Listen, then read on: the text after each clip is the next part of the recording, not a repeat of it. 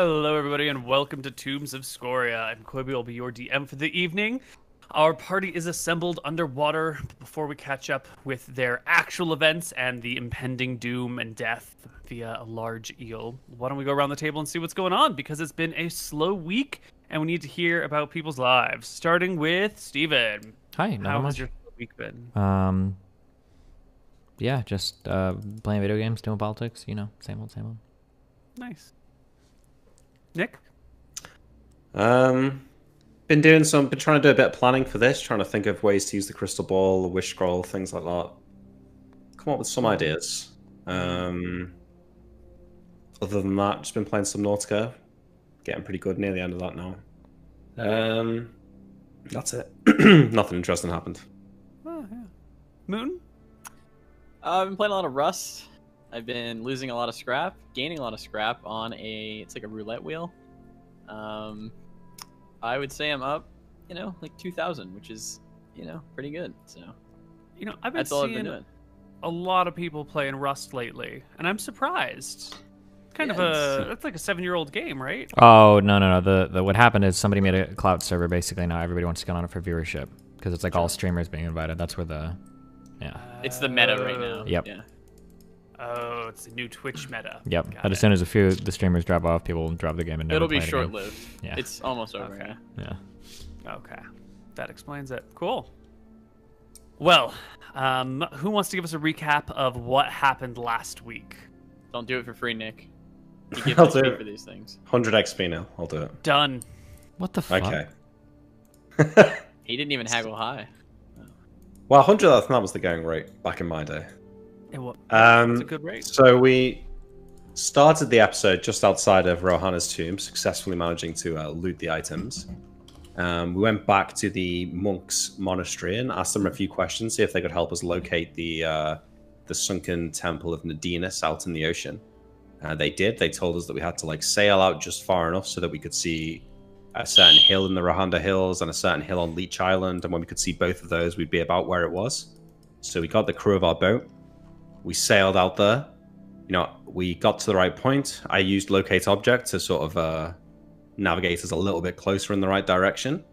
And then I cast water breathing, and we descended down into the ocean. There was fish everywhere. There was fish, there was corals, there was eels. There was all sorts of manner of, colorful and gorgeous ocean life. That was cut short. We carried on walking. We saw the temple in the distance. We climbed a hill. We saw the walls of the temple. All was eerily silent. Tyrael slowly climbs up the side of the wall, peeks his head over through the destroyed roof to see a mermaid priest giving a sermon to dozens of armed merfolk. And in a second, before we could even think about it, the mermaid priest snaps his head to the side, looks at Tyrael, points at him, and then all hell broke loose. Mermaids attacked from all directions. It was looking dire. Anton uses electrical spear of Rohana to essentially create a lightning fireball under the water and kill almost all of the mermaids. What followed was a brutal fight. And then we retreated back up the boat to use some healing potions and recover Imric's body because he was down. And we went back down hoping to loot all the treasure, only to be attacked by 2 mounted mer knights mounted on giant lobsters, and a very, very close battle to the death that left Anton down and both Imric and Tyrael wounded. And now we're just rummaging around the temple in the aftermath of that, looking for the items. We found the crystal ball and the circlet of insight, but we're missing the glasses of the Arcanist. And that's where we are, deciding whether to keep looking or to head back. And I'm Perfect. down. And where we are at this very moment is before a door in a hallway with a beastie on the other side. Right? Yes. So I already opened this door once as we were exploring, only to see what, Neil? A 20-foot eel with electric sparks coming off its body? Not quite sparks coming off of its body, but you must Okay. have seen electric eels of some kind in the past. Being a wizard, you're a well-read man. Looking into spells like lightning bolt, you probably would have seen a description of an electric eel, and this looks like just a scaled-up version of one of them things. Long, down its back, yellow stripes, green body. As soon as I saw it, I closed the door. It seems to have left us alone. But we've searched the rest of the temple now. We can't find the glasses anywhere. There is this door, and there was no other doors coming off it, right, Neil? It was just a door? Just a room? Yep. That's all you saw. And then just above us here is a collapsed corridor where, maybe there's something behind there as well. So there are our two options. We're all wounded. We're nervous about more reinforcements coming. We can't talk to each other. I reach down into my bag and I pull out the crystal ball and I look at it and I concentrate on the image of the eel as I saw, when I opened the door. And I try and conjure an image of the room through the crystal ball to try and look there for the glasses. Make me an intelligence check. It's your first time ever handling one of these devices. Trying to figure it out on the fly might not be quite so easy. Oh, he didn't botch it. I didn't? Oh, great. Nailed it. Yeah. It takes you a few minutes to work out exactly how to channel it. But you begin to get a hold of it, and it takes about 8 minutes before it comes into full function. And you're imagining the eel, you said? Wait, it took 8 minutes to get it to work. Yeah, I guess the eel, yeah. That's what you had said, right? I didn't remember. I did, yeah. Yes, and swimming before you, within the orb, is an image of the eel. It's in a darkened area. You can see like a dim illumination provided by the crystal ball. Very dim. You can only really get the outline of this creature, which every now and then has a quick flash of light running down its back fin. Okay. I don't want to take too much time because I know that studying crystal balls for too long can lead you to lose your mind. But when the light flashes, when it sparks, I want to try and scour the floor for the platinum-framed, rose-tinted glasses that may be in here. Great. Give me a perception check. Tyrael can look in the crystal ball as well? Is this correct? I guess if you're both paying full attention to the crystal ball and ignoring your surroundings, then yeah, you can both make perception checks. Because, I've only got 7 perception. If I see that he's having some trouble with it, I guess I can kind of like look over and see if I can take a look into it and look around for it. Yeah, go ahead. Wait. Okay, I just make sure I don't have any relevant thief stuff. This is just a perception? Yeah. You don't see anything other than the eel in the room. Some detritus on the ground, some rises and falls in the sand dunes. But otherwise a barren, empty room dominated by a giant eel. Okay, so I motion towards the door, back away from it. And then I'll consult the orb again, hopefully quicker this time, looking towards Anton's unconscious body. And I conjure up an image of, thin, small framed glasses with thin platinum frames and a rose-tinted glass for the eyes. And try to conjure an image of these glasses if I can work out where they are. Would you roll me a D100? Does he want high or low? Low. Probably? Yeah. Very low. No. Yeah, no, definitely not. Okay. I put the crystal ball back in my bag, and I step towards this collapsed corridor here, and I start trying to pull away the stones. Sure, you can pull out a stone. It's kind of heavy. These are the stones that would make up the walls here, so they're not little bricks. They're, nice big chunks, and you can heft and pull and slide and pull out a brick. And where are you going to deposit your pulled bricks? We could just throw them into the air behind us, right? Yeah, so you're just going to start filling these hallways with bricks. Great. Or wait, are you willing to spend on this task? Are these hallways roofed? Yeah. Okay, okay. I would like to I'm gonna motion for hold on, I'm trying to think if I want to do this. When I'm supposed to be able to talk to each other. I'm just gonna look out at the front actually while he does this. Okay? Okay. Nick, how long are you willing to spend pulling bricks out of this hallway? Okay, I feel like I might be able to gauge how well it's going. Do I feel... I also want to try and get an idea if, the whole corridor is caved in or if there's just, one layer of stone, so... I don't know, 10 minutes to begin with and then see how it's going after that. Mm-hmm. This guy's not here anymore, right? The lobster guy on the top left? Oh, yeah, he fucked off. Mm-hmm. Make me a perception check while you're out here, Tyrael. Okay, sweet. In the hallway down by Imric, you start pulling out bricks, and some of these are pretty easy. Some of them are just like sitting with nothing on them. Those you are easy to lift and toss. Some of them are wedged in there with a lot of weight on top of them. Those will take quite some time to, yoink out, especially with your, I want to say like 6 strength, 9 strength? 9. That's not so bad, actually. And you got a ring of free action. Yeah.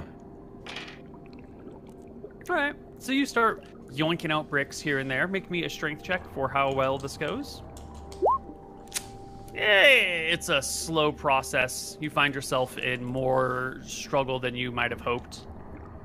You can pull out maybe 1 brick a minute, and after 10 minutes, you can find that you pull something out of the top, and you can see that it's just more crap behind it. And you grab another brick and you yoink it out, and behind that is still more collapsed brick, and some more dust floats down from the new holes you've made in the ceiling.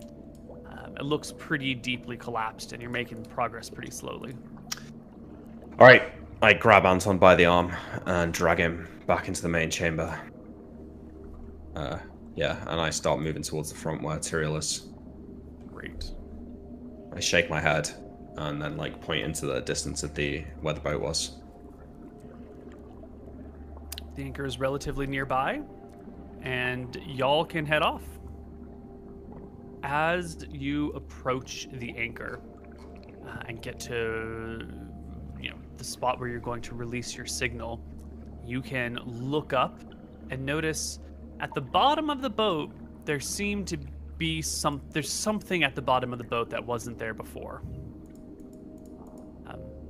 What something? That's pretty vague. Perception check, so it's pretty hard. But there's a thing, there's a presence, a creature, an object that is on the boat that did not exist before. Well, do I get a chance to notice it? I mean, it's my first time looking at the boat. Sure, go ahead. You got a pretty good odds here. Yeah, never mind. Yeah. All right, well, I think Tyrael goes up first, holding Anton, and then I'll go up next. No, we all go up together with them pulling the anchor, right? Mm-hmm. No, not normally. Hold on one second. They're testing the fucking fire alarms today.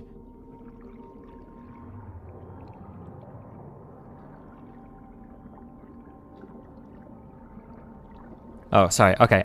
So normally the way that we do this is I was climbing the anchor to go. Okay. Yeah. Tyrael climbs the anchor first. Yeah. Make sure that it's safe, and then they pull us up. Yeah. So I'll stay with Anton down here. So especially if we're noticing something near the bottom, I imagine I will start to climb. Sure. And then you climb the anchor with ease. Well, hold on. I'm not climbing right up to next to whatever this thing. Can I climb? So I failed my first perception check. So we're seeing if conditions sufficiently change for a second one. I imagine I should be able to climb halfway up the anchor and then either make a second check or get a little bit more of an idea of what exactly it is.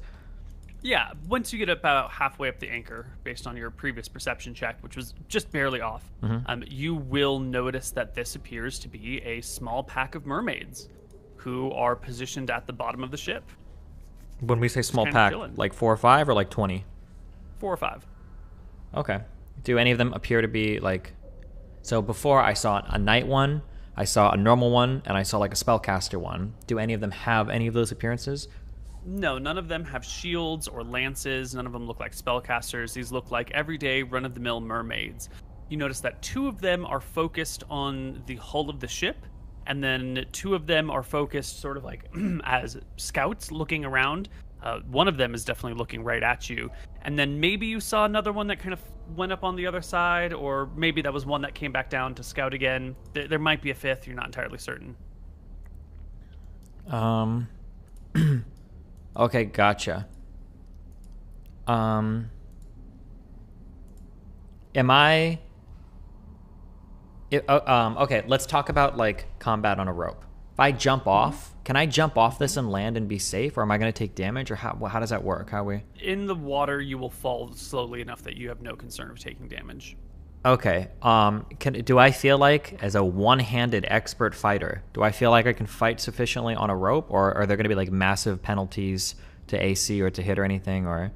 You will have mild penalties. I think if you're attached on a rope, maybe a -2 to hit, and I would say -1 to AC because this is not a rope. It's like a thick, heavy chain, so that will help if you position yourself right. That'll almost act as a shield, but it'll also decrease your mobility. So only a penalty of 1 to your AC and a penalty of 2 to hit. Okay, gotcha. Sounds good. All right. In that case, so I'm climbing this. Could I use my if I want to do a good climb walls check? Could I use that to scale something quicker, or I want to quickly climb up to the boat With your cloak of the cheetah?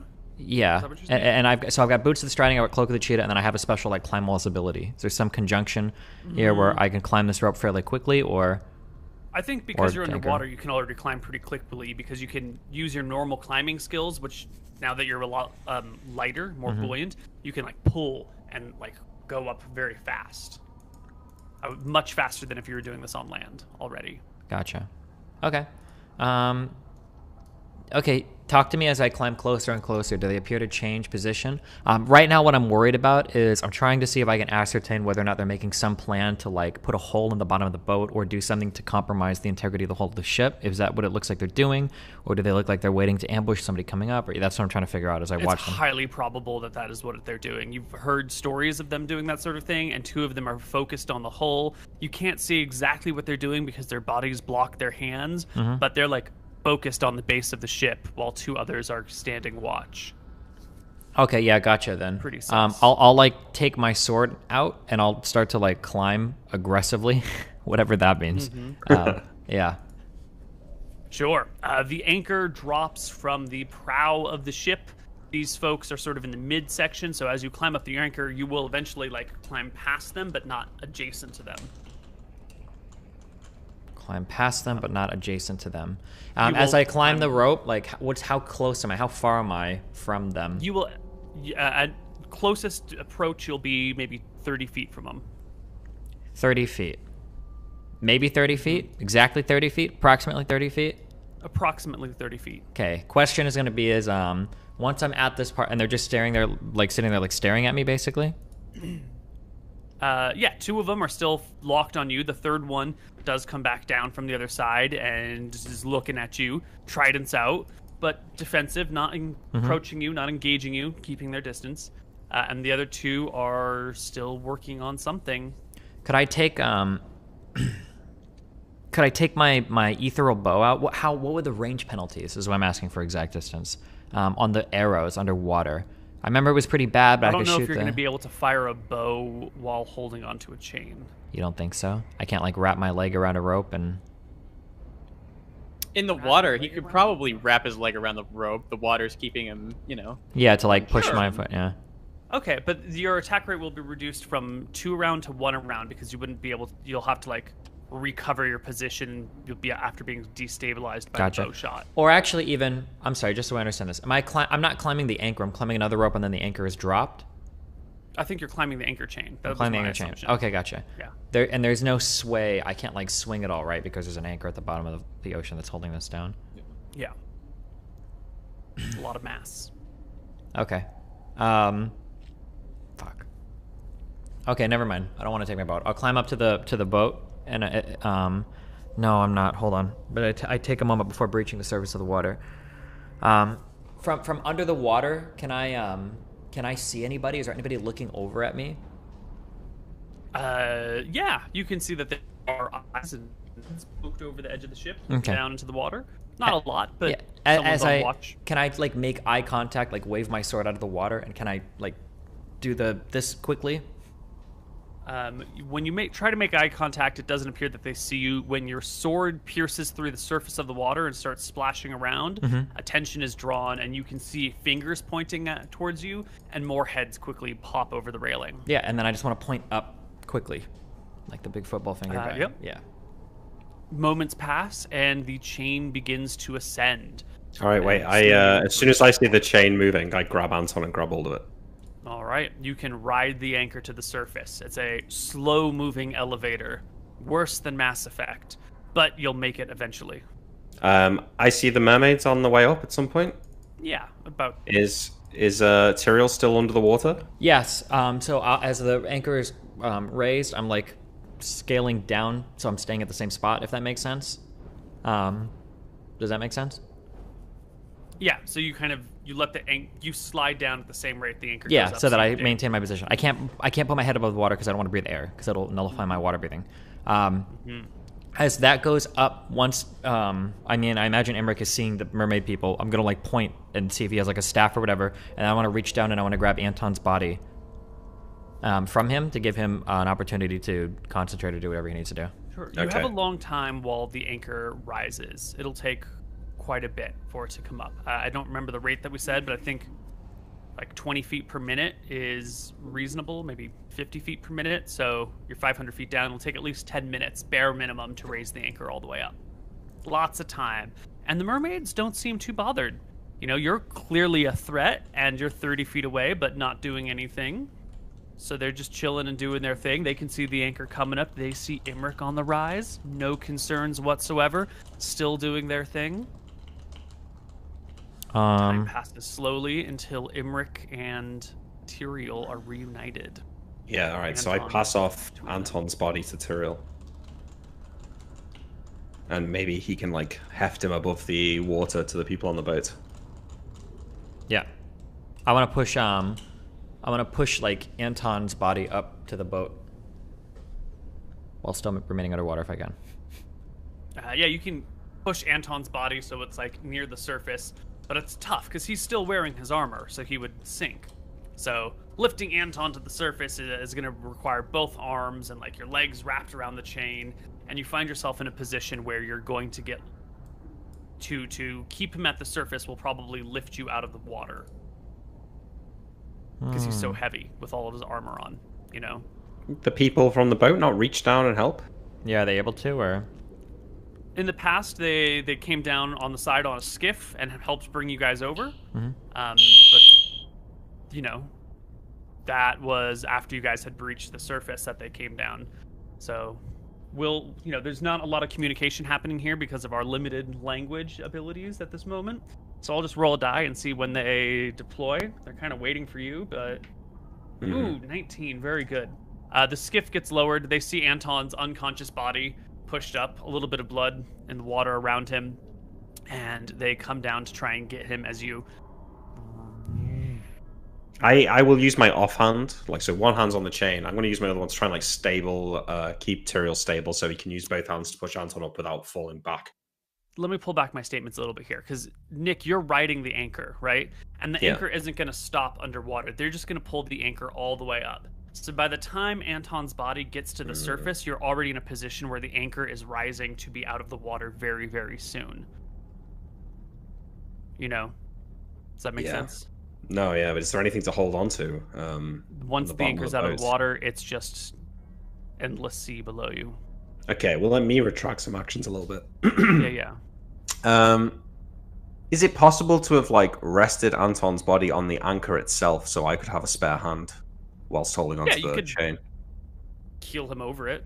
Not keel him, but lay him over the anchor. So as we're approaching... I don't want to do this too soon, because I don't want to get ganked by mermaids when Tyrael can't help. But maybe when I'm, like, 2 minutes from the top, I might blast. I might start blasting. Well, 2 minutes from the top, that's 2 blasts, right? And Tyrael can always climb down quicker.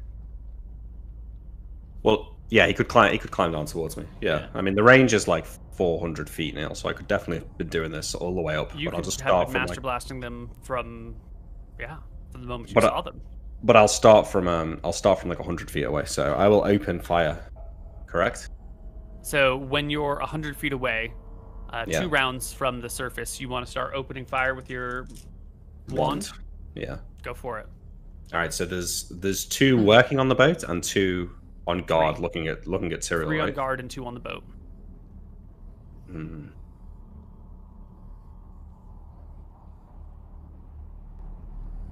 All right. I'll just shoot one of them. Which one? One of the ones on guard. Sorry. All right. Okay, in the description of this, sorry guys, this is going off.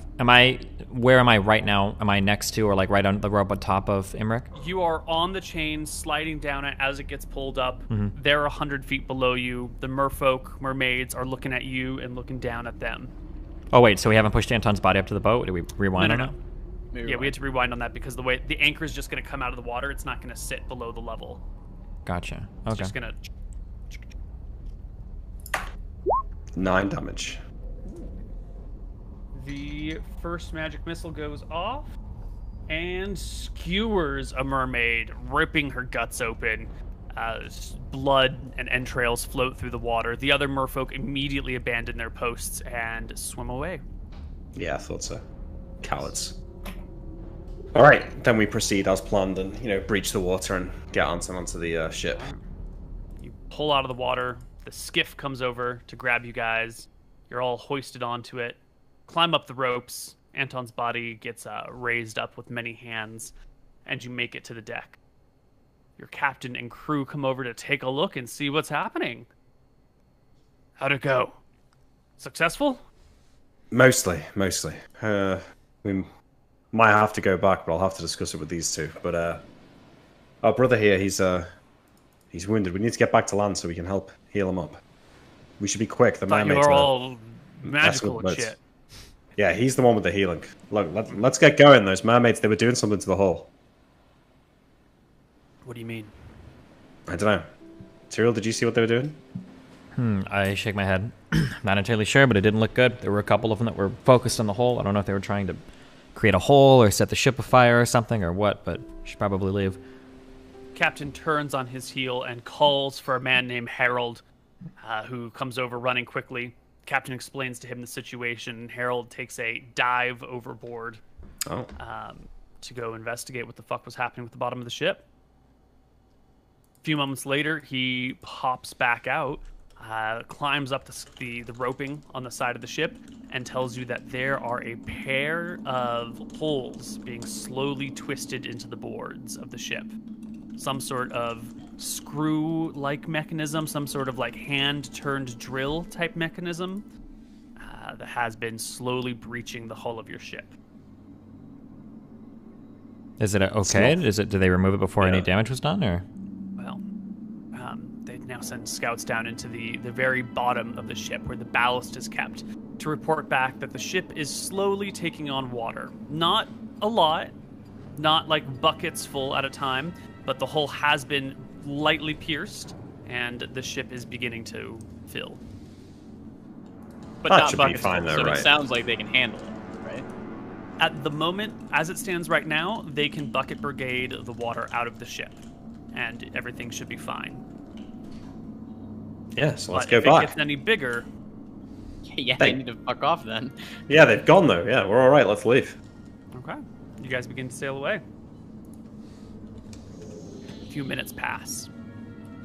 Oh no. And the report comes back up from the people bucket brigading that there is a sound at the base of the hull. And the water intake has slowed for a moment, but it sounds like turning. It sounds like grinding. They can hear the wood creaking and bending. Maybe, Captain, maybe if you could lower the anchor 50 feet down into the water, my brother and I could go down there and scare them off. Can't you just swim? What do you mean? Like, well, I'm dead, so this is me just talking as a human, okay? Can't you just, like, swim in the water? You can go down there, swim Yeah, a I guess I little bit. wouldn't sink, yeah. Yeah, you're not gonna sink. You'll be able to shoot your magic missile. You don't need water breathing to be under there for a few minutes. You just pop them and then move. Pop and move. Yeah, pop and move. Can we get a skiff into the water? Tyrael could stay in the skiff. Or would you sink, Tyrael? You're not encumbered either, right? You could go down without sinking. Yes, correct. It's probably best to have the anchor just like 20 feet in and just leave it there. And then as you hear like turning or whatever, you go down, hold on the anchor, and just start blasting them. You could just even stay there. It's going to be a bitch to navigate the ship with the anchor. It drops from the prow, and it's going to throw off your ruddering and direction sense. Wow, we can stop for 10 minutes. Yeah, if you want to stop and drop it and then start again, that'll work. Sure. Yeah, I think All that's right. the best. So the anchor plunges into the water. The chain doesn't release freely. The sailors slowly let it unwind, and you stroll down the chain, Nick. Both me and Tyrael are going because I'm going to need some backup if they like mass attack me. Okay. You guys come below the surface, and as you breach the surface or plunge beneath the surface, you can see a group of mermaids swimming off away from you. Can I try and kill one of them on the way out? Mm-hmm. What's the range on your wand? What level was the guy who made it? Wands are 10th level items. So 160 yards, 480 feet. Okay, so you can make one attack before the mermaids are gone. 5. Oof. It does not kill a mermaid. Okay. All right, I start climbing back up. I stick my head out of the water, breathe. All right, they've run off. Let's get back moving again. We might need to do this a few times before we get back. Yep. And you guys continue to move. A little bit later comes the report of the sounds of twisting wood, bending, being split apart. The ship is taking on more water now. These holes are being made slightly larger and slightly larger, and it's hard to catch this. You're not really catching it the moment they start. These mermaids are working slowly so as to avoid detection. It's not until something gets adjusted and water starts flowing in more rapidly that people realize what's happening. Yeah. Is it possible to judge like how much water?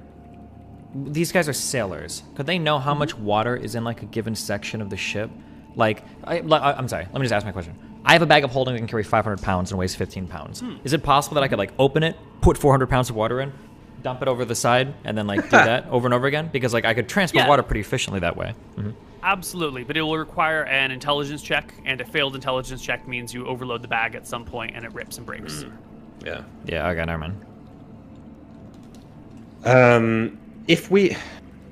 Am I able to use my listening skills if I sit at the bottom of the ship to hear, like, as soon as they start to an area so that I can point them to it to go and knock them off, or to minimize damage to the ship? Yes, you would be the best candidate to actually hear these things going on. If you can make me a detect noise or eavesdrop check or whatever you want to call it, then you would be able to notice these things the moment the crank gets applied to the ship and wave folks over. But so you'll be able to hear them going forward, but at this moment, you and Nick are still on the top deck. Okay. Yeah, can I go down to the... Yeah. Mm-hmm. Okay, well, let's deal with the next group. Let's deal with this group, and then we can start this plan of Tyrael listening for the next group, right? Okay, gotcha, sure. Yeah, so we throw the skiff overboard. I jump down onto the skiff with Tyrael, and then we both dive into the water as soon as I get a glimpse of them. Both dive into the water. The mermaids are off. It looks like they departed. Probably the moment the skiff hit the water, they started to swim away from the ship. Can you get a blast off or no? Yeah, roll me an initiative roll. See if you have made it down all the way beforehand. Okay. They get a 6 total. Nope. Yeah. So by the time the skiff hits and you and Tyrael are in, and then you get underwater, the mermaids are out of range or not visible enough to be targeted through the waters. All right. But they're gone. And pull the skiff back up. Pull the ship, pull everything back up. Start making progress again. Wait. I know which direction we're sailing in, and if I imagine they're coming probably from around the temple's direction, and I know where they're going on the bottom of the ship. I want to be on like the rail of the ship that would best allow me to see them approaching. So I feel like maybe I might be able to spot them just under the surface of the water and shoot them from the bow of the ship. The deck, I mean. That's possible. Absolutely. Make me a perception check. So I'm just what I'm going to do while I wait for Tyrael to hear them and tell me, otherwise. Okay. Yeah. You are sailing east, I believe, and, This light is just reflecting off of the water in a very uncomfortable way. You're getting light blinded by it as you're scouting out for them. Tyrael, once again, after a little while, you will hear the mermaids begin their cranking and their plying, and the ship is once again under attack. These fucking things. I throw the boat in. The skiff plops back down underwater. Wait, in fact, yeah, I throw the boat in and then I wait a second to try and spot them running away. And when if I don't see them, I'll jump into the skiff. You don't see them. You run over to the skiff from the back of the boat, over to where the skiff is, wait. climb down inside. I call for maybe someone to come with me as well, so I'm not down here on my own. Mm-hmm. If I assume Tyrael's too far away, so... Tyrael's in the base of the ship, right? He sends messengers up to let you know what's happening, and then... So you guys don't have, like, shouting. I ask, like, a deckhand, someone who's got a sword or something to jump down with me.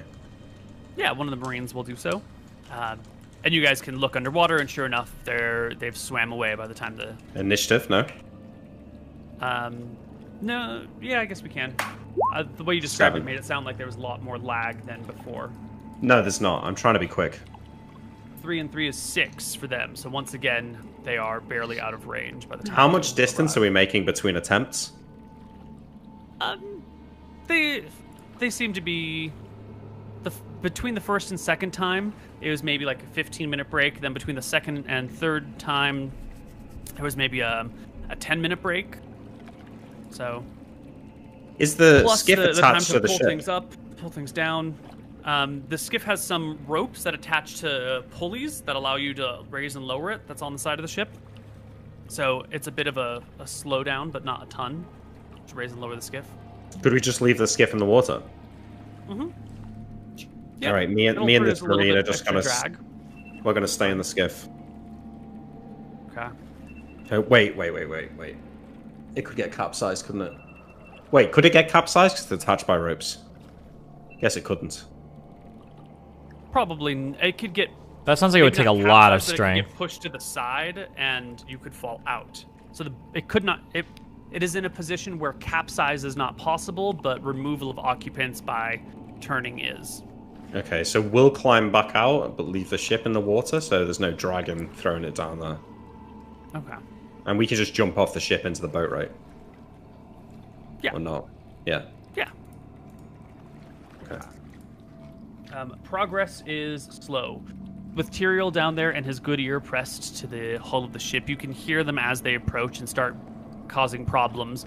And deckhands can run up and deliver messages, and this process can be repeated over and over again, making slow progress away. After I keep an eye on keeping an eye on the skiff just in case they try and fuck with it. Okay. Yeah. After about 2 hours, the mermaids stop their attempts. Your ship is taking on a significant amount of water. And let's go to the world map and see how far away you are from a safe port. So we were over here. The closest safe port is Outlast, 156 miles from where you are, roughly. 150 miles, call it. Wait. Is it Gnome pretty safe? These are, in theory, neutral ports. The people of Nome might not have any problems with you guys coming and stopping to repair your ships. Wait, are we not heading back to the Wakasha Bluffs? Is that where you want to go? For what? Well, I don't know, the quickest way back to land and wait and heal you up. Oh, so this needs to be a discussion with your captain, because he's telling you you're taking on water. He needs to make for port. Yeah, well, can we repair the boat ourselves? Like, it's only a few holes, right? Can't they fill the boats up? You're going to need, because the holes are below the water line, you're going to need to pull the boat all the way out of the water to repair them. You can't fix the holes while they're underwater, because you need to put, like, tar in there. So the tar needs to be hot, so it's liquid enough to be applied, and then it needs time to dry. And you can't apply the tar on top of, like, into something that's underwater. It won't dry properly, and it won't stick in. It's a significant problem when your boat has a hole in it, they say. Do we have enough time to, like, are we going to make it to Outlast or no? It's looking dicey. We're going to have to roll some dice to figure out what's going on. So if you can't make it to Outlast, what does he say about Gnome? It's about half the distance. Well, they might have ports there, but I'd rather drown than talk to a gnome. Really? That means Koibu doesn't want to roleplay as a gnome. Wait, can't we pull the ship out of the water ourselves? Like, is it not possible? How many of us are there? Can we not tie ropes to it, pull it out onto the shore? Look, lad, I don't go around telling you how to work your magics. I don't say take a hair out of your ass and wave it under my nose to cast Stinking Cloud, do I? I get it. But you're telling me that we can't make it to Outlast and you won't go to Gnome. So what? Are you saying that we're going to have a good chance? We can get to Gnome if it comes to it, but it's the last resort. I guess you're the captain. Yeah. What's our first resort? What are we doing? We try to go to Outlast, and if we take on more water than we can unload, then the gods will help us. We'll have to go to Flang. You can't think of. We don't have any spells. I was gonna say, what if we pass Flang and it gets too dicey, like halfway between Flang and Outlast? Then what? Well, Pike's Point is there, but we might make it to safety. Our ship would probably be impounded. We might be taken prisoners, but we'd be alive. Okay, how about you dumb fucks make him go to Gnome? Just speed this along. Fuck the captain. Well, it sounds like there's something we're missing in terms of another potential solution. No, I think he's just racist. I haven't got any spells that will repair the ship or any way to drag it from the water. No. So, if it can't be done with physical means, then... God. May the gods have mercy on us, he says as he swings the wheel and sets course southbound for Gnome. And we don't have enough buckets to just be like emptying the water as it comes in? Yeah, you can bucket brigade. That's what you have been doing. But how do we say? The danger is that because of the pressure and everything that's happening, that the ship will begin to take on more and more water over time, that the injury to the ship will grow in magnitude. And then there's also there's nighttime.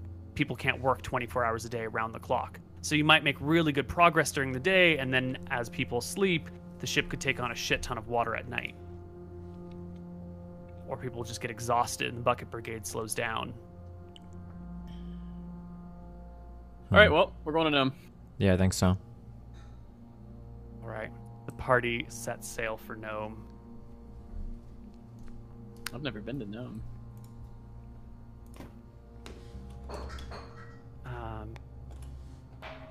Mr. Mooten, you've been unconscious for the whole session so far. Would you like to roll me a effective sailing check for the whole ship? Let me grab my book so I know what roll we're making. Okay. We're gonna do... We've got a great captain, so I hope there's pluses. We're gonna do... we're gonna improvise a seaworthiness check. And this will be based on the ship and the crew, and this will basically tell us how well we can keep the boat afloat. So I can find the seaworthiness roll. You know, we've got a dragon to kill on Gnome. That's And true. it's one of the weakest ones. Oh, shit. May as well do it while we're here. Fuck it. Well, it'd be nice to level up first. But we can't Yeah, level the up. fighter until level we would get be really Drakus. nice. Because we get another hit, I think. We get another attack. Yeah, +1 to hit every level as fighter. Okay. No. Like, So- we can attack twice around. No, it's level 7. Oh, that's 2 levels. Duh. To get all the way to Outlast would have been a flat seaworthiness check. Flang is about half the distance, I believe. Mm-hmm. 70 it's versus about like 150. 80 miles, yeah. So you can make me a seaworthiness check at +5. The seaworthiness roll for your ship is a 12. So to get to Flang, it's a d20 plus 12 plus 5. If you just want to go straight to Outlast, it's a d20 plus 12. So d20 plus 12 plus 5. Let's take a break, everyone. That's a good We'll roll. see you guys on the other Nice side. job. You know. Nice one, Lucas. Good thing we're going to...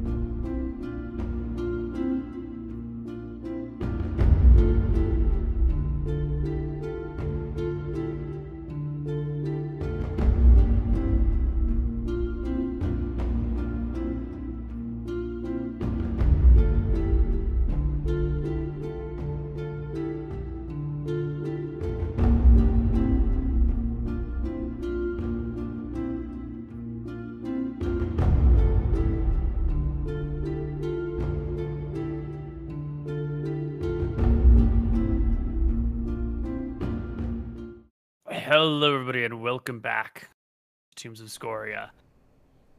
That late afternoon, that evening, really, there was a sudden burst noise that comes from below the decks, and screams cry up from below as sailors run out, crying, "It's burst! It's burst!"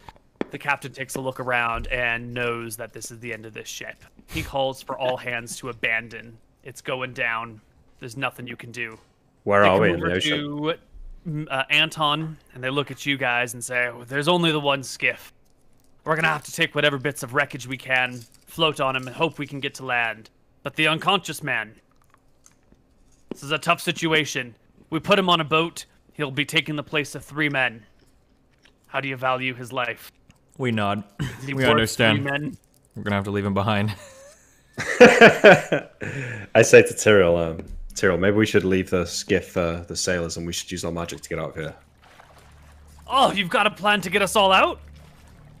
I'm whispering this to Tyrell, obviously. Oh. I'm going to let the others know about this. For a refresh on the candles, do those carry an infinite number of people?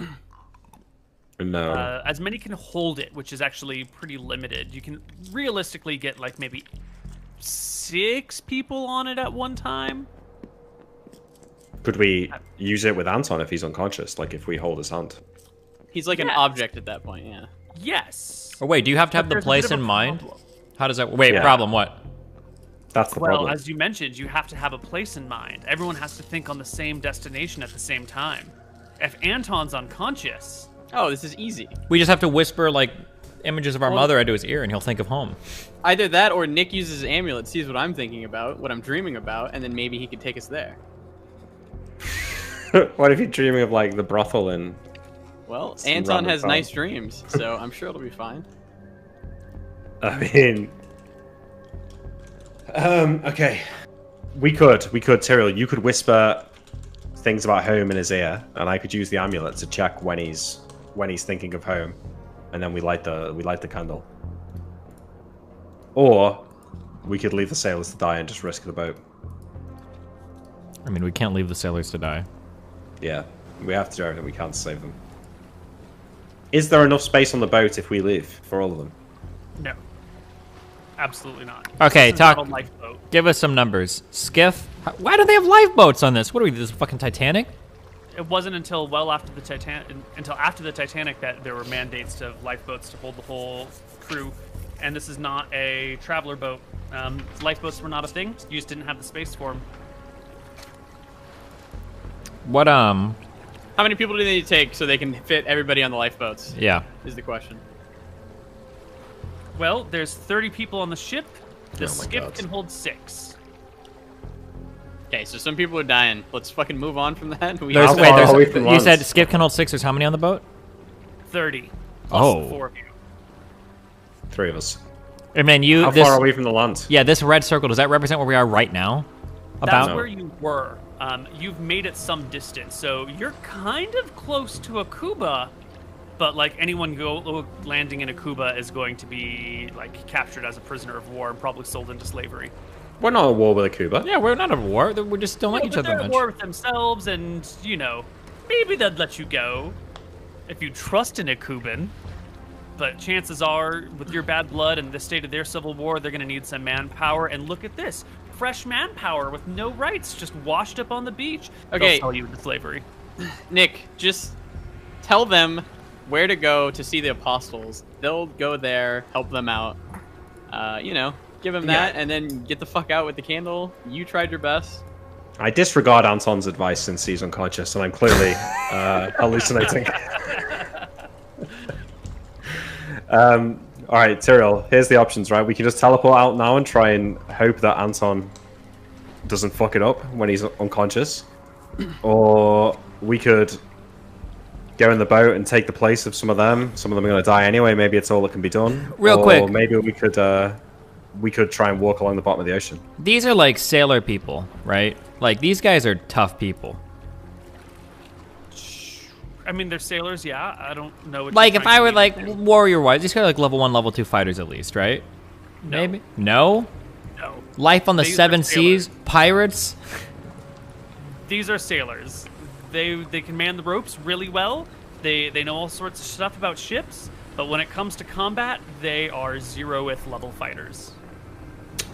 I just think if we're only 6 miles away from shore, there's a pretty decent chance that if we just cling on to some like shrapnel, the sailors might make it back. And if we go with them, we can help them regroup and maybe help talk them out of being captured. Please God, don't make it that episode where we help randoms.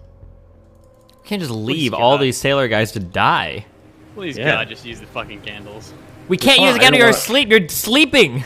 We just talked about a way to do it. There's no way, Koibu. I would lose respect for Koibu as a DM if he would say we could read your thoughts and you were randomly thinking of home and then we teleport back at the same time. It would be like, oh, you're thinking of like this place, and then you guys are like, okay, I'll think about that place. Like, fuck it, and then we'll go somewhere random. Oh. Okay, put on the ESP amulet and read his thoughts. What is he thinking about right now? Try it. Start whispering in his ear. Thoughts. What? He's unconscious from wounds. There's no surface thoughts. There's no thoughts. I shake my head. It's like a fucking desert in there. There's no thoughts at all. Okay. Clearly we have nothing to do right now except go to shore, right? No, all options before us. We have to go to shore first. Yes. There's nothing besides that we can... Running around as you guys chat, grabbing whatever little bits of precious, hacking doors off of hinges, creating flat surfaces on which to float themselves. Just to add some tension. Yeah. We can maybe put Anton on a door and drag him along behind us on the boat. Yeah. Wait, are they gonna let us on the skiff? They're offering to put Anton on the skiff. Okay. Because he is wounded. Oh, they will put Anton on the skiff. If you're willing to give up 3 other people's lives, you know, you're sort of nobles here. Wait, can't they all swim? Can't we all just swim? Not everyone can swim. What? They're fucking sailors? Are you fucking serious? Sailors. I'm pulling off of historical accuracy here. Koibu's world. You are pretty far out to sea, and it's getting dark. And even if you could swim all the way to shore, you might get tired. You might drown. The currents might carry you in a different direction. When you're shipwrecked, usually all hands go down. How many can swim? How many can't swim? How many are dying? Do you want to go pull the crew at this moment of emergency? Well, I imagine that. Which is fucked. Yeah, that's what happens in shipwrecks. Everyone gets fucked real hard. Yeah, but 6 miles off the coast is not as bad as... 6 miles is a long fucking way, okay? I don't know if you're thinking in Britbong or... No, you guys use miles, okay? 6 miles swimming? I know, Stephen, but most shipwrecks aren't going to be 6 miles from the shore. I know, but I'm just saying, there's not much difference to a lot of people between 6 miles and 100 miles. You're like... No, but I'm not talking about swimming back. I'm talking about just, like, staying alive on a piece of wood and washing up on shore. Yeah, that's what I'm thinking. There's got to be a way... Okay, we've got some badass fucking swords here. Can we start hacking off, like... Or like, removing, like, boards or whatever and shit? Mm-hmm. Oh, yeah, that's what the sailors are doing. They're cannibalizing the ship to create some sort of life raft system here.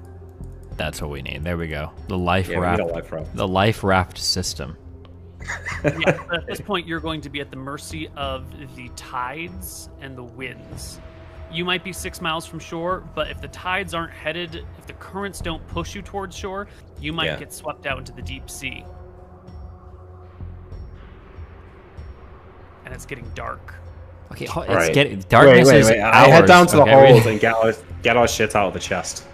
Get what shit? I already have my bag and everything on me, 100%. Didn't we have some stuff in the chest that we put in there? Yep, your spellbook at least, and some other things. No, I should be holding yours. If it's the Majora's spellbook? No, like my actual spellbook. Oh, whatever. sorry, okay. The stuff in the chest, I get it. I refill my bag. It was that we weren't taking all our bags and stuff down with us. Sure, yeah. We've got you all can go grab your stuff. Your ankles are up to the water. The chest is a little bit soaked through. The things inside are still dry.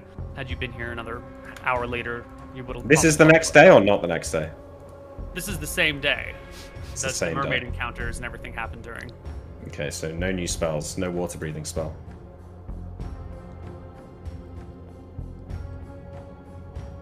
If we've got no choice, we've got a little. I mean, we take the raft, right? Our lives are more important. You're not going to candle it out? We can't with Anton, right? Oh, well, I'm not thinking about anything, so it should be an item. It's fine. What were the specific instructions? What were the specific instructions with the candle? hold on to it. Think of the same location between all of you, and that's where you'll go. If you have mixed up locations, it'll be kind of unknown. Let's think about this. Wait a second. If you had a rat on you, that would still teleport with you, right? That doesn't think about where you're going. Correct. So the fact that it's biological doesn't necessarily impede the casting of the teleport. Okay. It's just people like wander, like they're wandering. Can we Babylon teleport back to the capital? Thank God, please. Yeah, we should be able to, yeah. All right. This is what's going to happen, okay? We're going to lay Anton out on the deck, on the top deck, while everyone's running around. We're going to tell the captain, good luck. We'll send word for you. This shit What do is you mean? fun. We're going to take our own way, okay? You got Free room up for space us? free up space on the boat for you. We've got a lot of men here. We could maybe bring a couple. No. No. Wait. No? No, we could actually. Yeah. We could bring like 5 or Yeah. 6. No, I think we can bring 6 total, so including Anton, it's probably going to be a bit awkward, so I think we can maybe bring 2. You're fucking it up because their minds might wander and not think of the same exact place, and you're gonna fuck it up. Well, we'll just fuck no, 'em. these guys have all been to the capital, right? These are nobodies, losers. The captain might have been to the capital, maybe some of the other folks, but most of these people live in Coxport or Kershwick and have spent their whole lives there. Okay, I'm gonna kind of like look around and I'm gonna pull the men real fast. Raise your hand if you've ever been to Wicktron Renthra. How many raised their hand? You get like one person who stops what they're doing to pay attention to you. The rest of them are too busy trying to save their own lives to pay any attention to this. Like, who's been to the capital, by the way? It's just Okay, Koibu, I'm gonna argue for something, okay? And you can't argue against me. This is settled law. Supreme Court already ruled on this case, all right? yeah. Okay. In my bag, I have my chain limbs plus my breastplate, my bag of holding.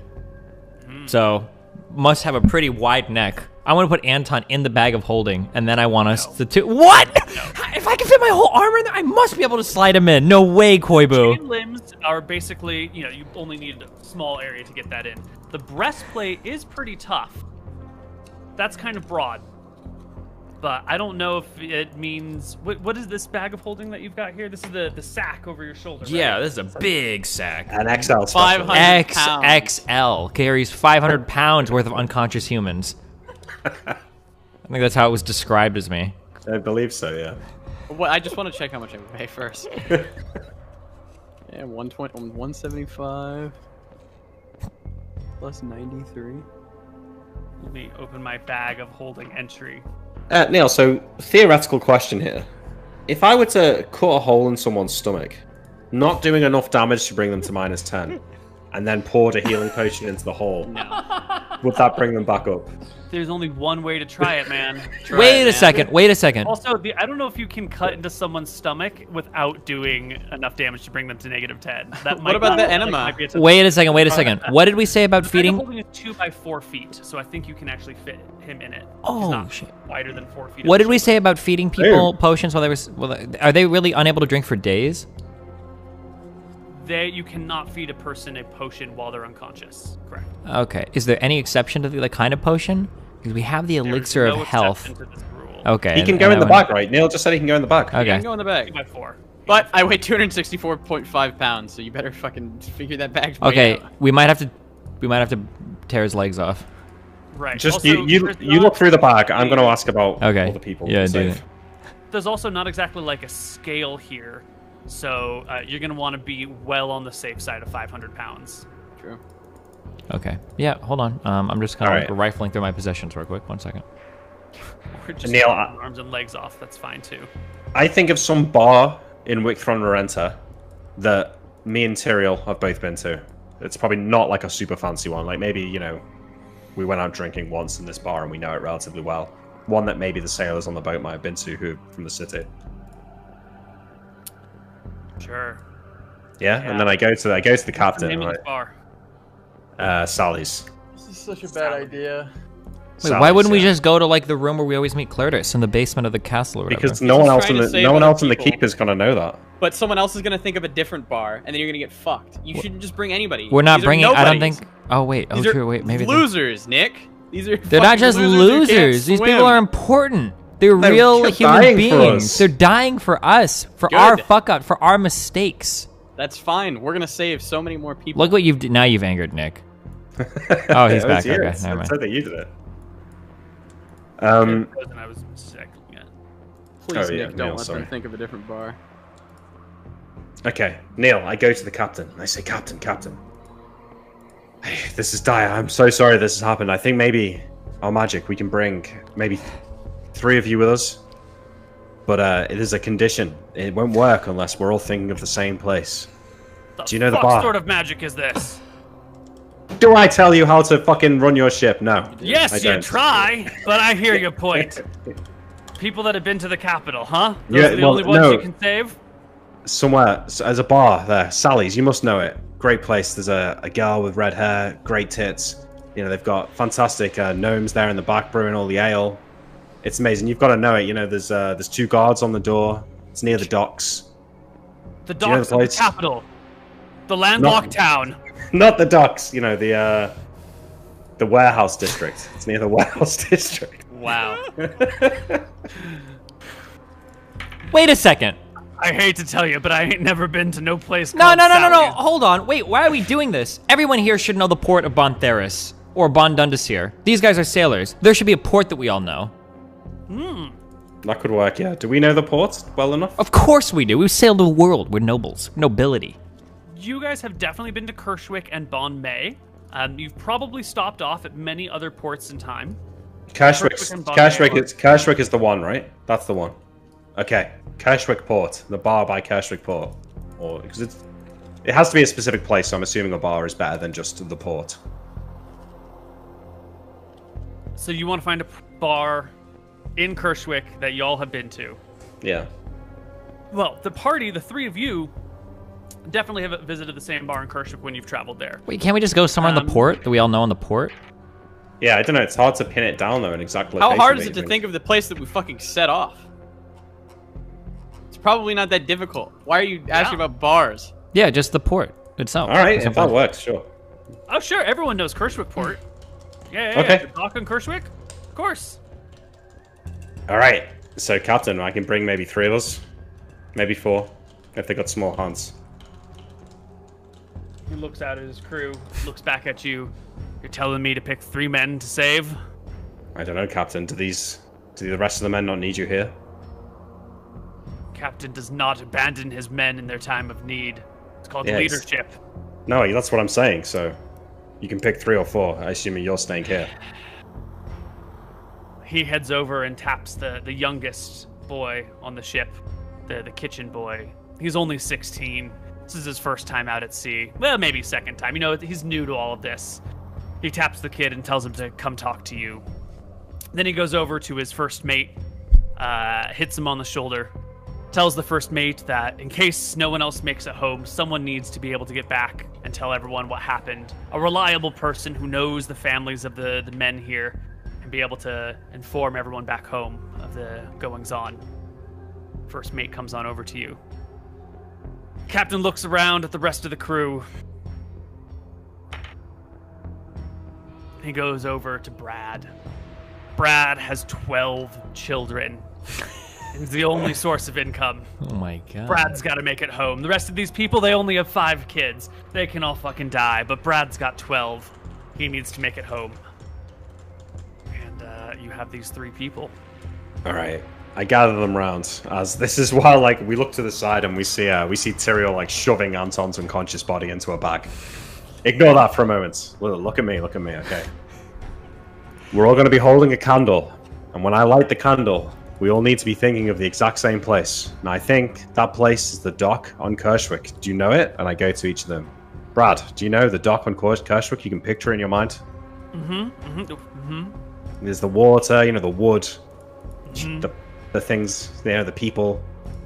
Yeah, The water okay. and the wood, yeah, that's the dock. He knows it. I nod on him. Okay, I Wet and say to woody. the next guy.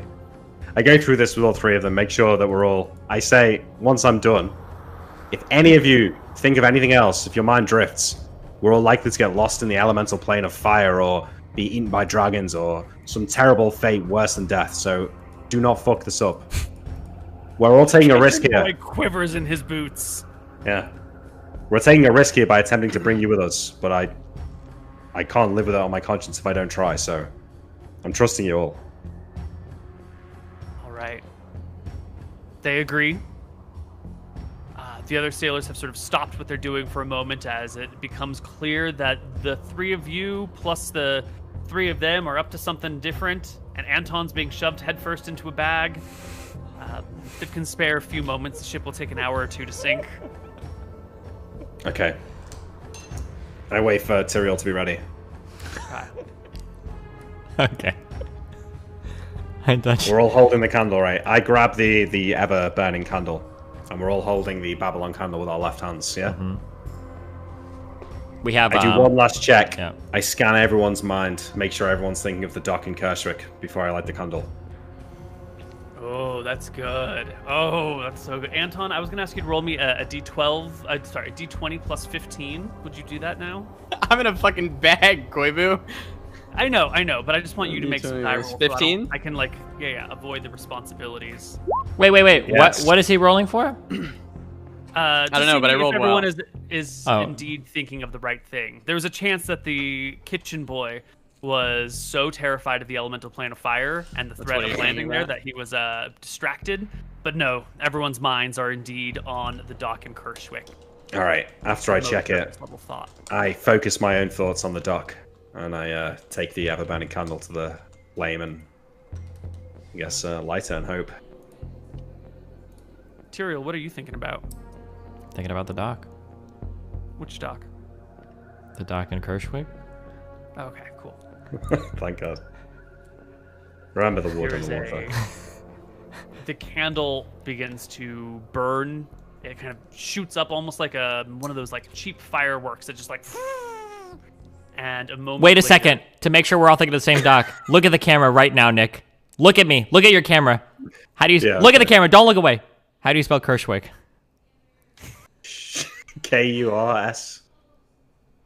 KURSHWIKK? Oh my God. Beautiful. All right. Is that right? We're Nice. so there. Right, 100%. Bam. Moments later, after the shower of sparks vanishes, you guys find yourselves standing on the dock in Kershwick. Oh, thank God. I look down into my hand as the candle are gone. You have burned 3 inches off the candle. And these are 6 not a- inches each. We've got 2 half candles left. But that took us a long way. 150 miles, so Pretty based. we know that we can get So about 50 250 miles is about an inch. No, because it only bent 3 inches. So it's like 80 miles for an inch. Wait, am I an 80? Did you just say we went 150 miles and we burned 3 inches? 250, I think. Oh, 250. 250 and we burned 3 inches. Okay. Help me. Yeah. I run, like, help Tyrael open the bag and pull Anton out before he suffocates. Yeah. Yeah. You guys start doing this. Your sailors are looking around surprised. You can hear the thundering of chainmail and booted feet as a whole slew of armed guards approach. People appearing out of thin air on the dock via magic is definitely call for alarm. The guards are summoned. It can be worked out. We don't have to roleplay through it very much. They'll tell that you're nobles by your accents, by your dress, by your manners. The captain of the guard even recognizes that you guys are the black sheep of the royal family. And after a little bit of confusion, they'll stand down. The captain will stay here. The other guards can back off. He'll stay with a couple of Wait. With the guard. God, listen. Now that this is settled, we've left some men behind. There was a shipwreck by the Cape of Rohanna. They're all going to be on the Gone. shores out there, captured by the Akubans. There may be still survivors if you can spare a boat. There could be loyal men of Drekis to save. He puts a hand on your shoulder and says, "I'm sorry, son. By the time our ship got there, they'd be long gone. It would take days to get there. They're certainly dead. Fuck Or 'em. taken prisoner. Enslaved by the filthy Akuban dogs.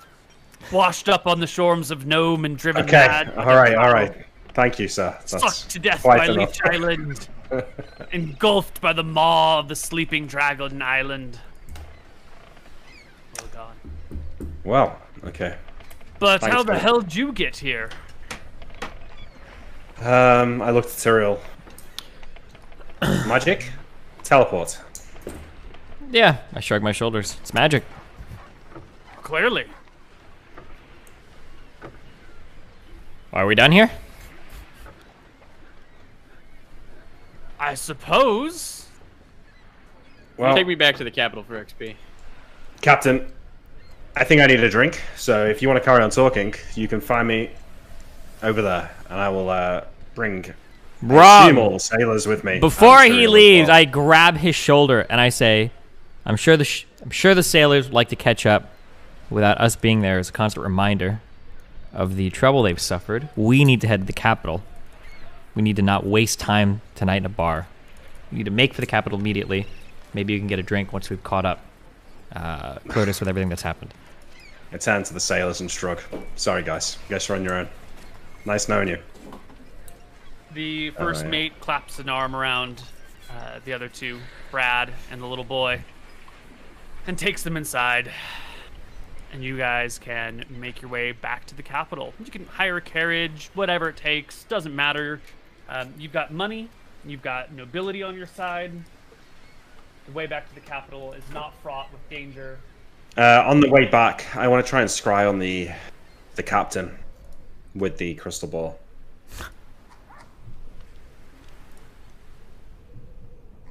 Give me just one moment here. Yeah. Can't wait to wake up and give you a tongue lashing for leaving them. What? Roll me that D100. I know this guy pretty well, Neil, right? Yeah, you spent a long time with him on the boat. I would say 14. I think that is well within tolerances. Yeah. So yes, you can envision the captain. When do you do this? I mean, I'm going to do it every day, I think, for 5 to 10 minutes. So I'm trying to keep track The first day of that it. you arrive is the most important one. When do you do it after you As soon as we're settled in the carriage, right? So we teleport. It takes us a while to speak to the guards and get going. We hire a carriage. you'll It's have probably to a get few the hours carriage later. the next day because it was getting on towards evening. So that night, Oh, yeah, that night, yeah. in the dark of night, By candlelight.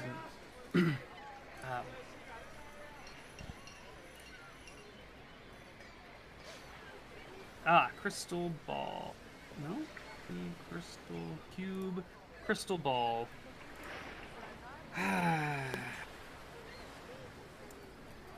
You find the captain's body deep under the sea.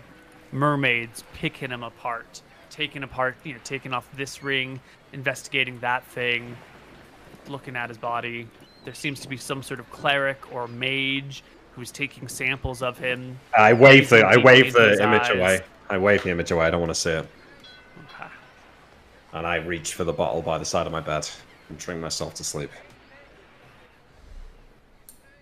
The next day, you can set off for Wicthron Rorenta.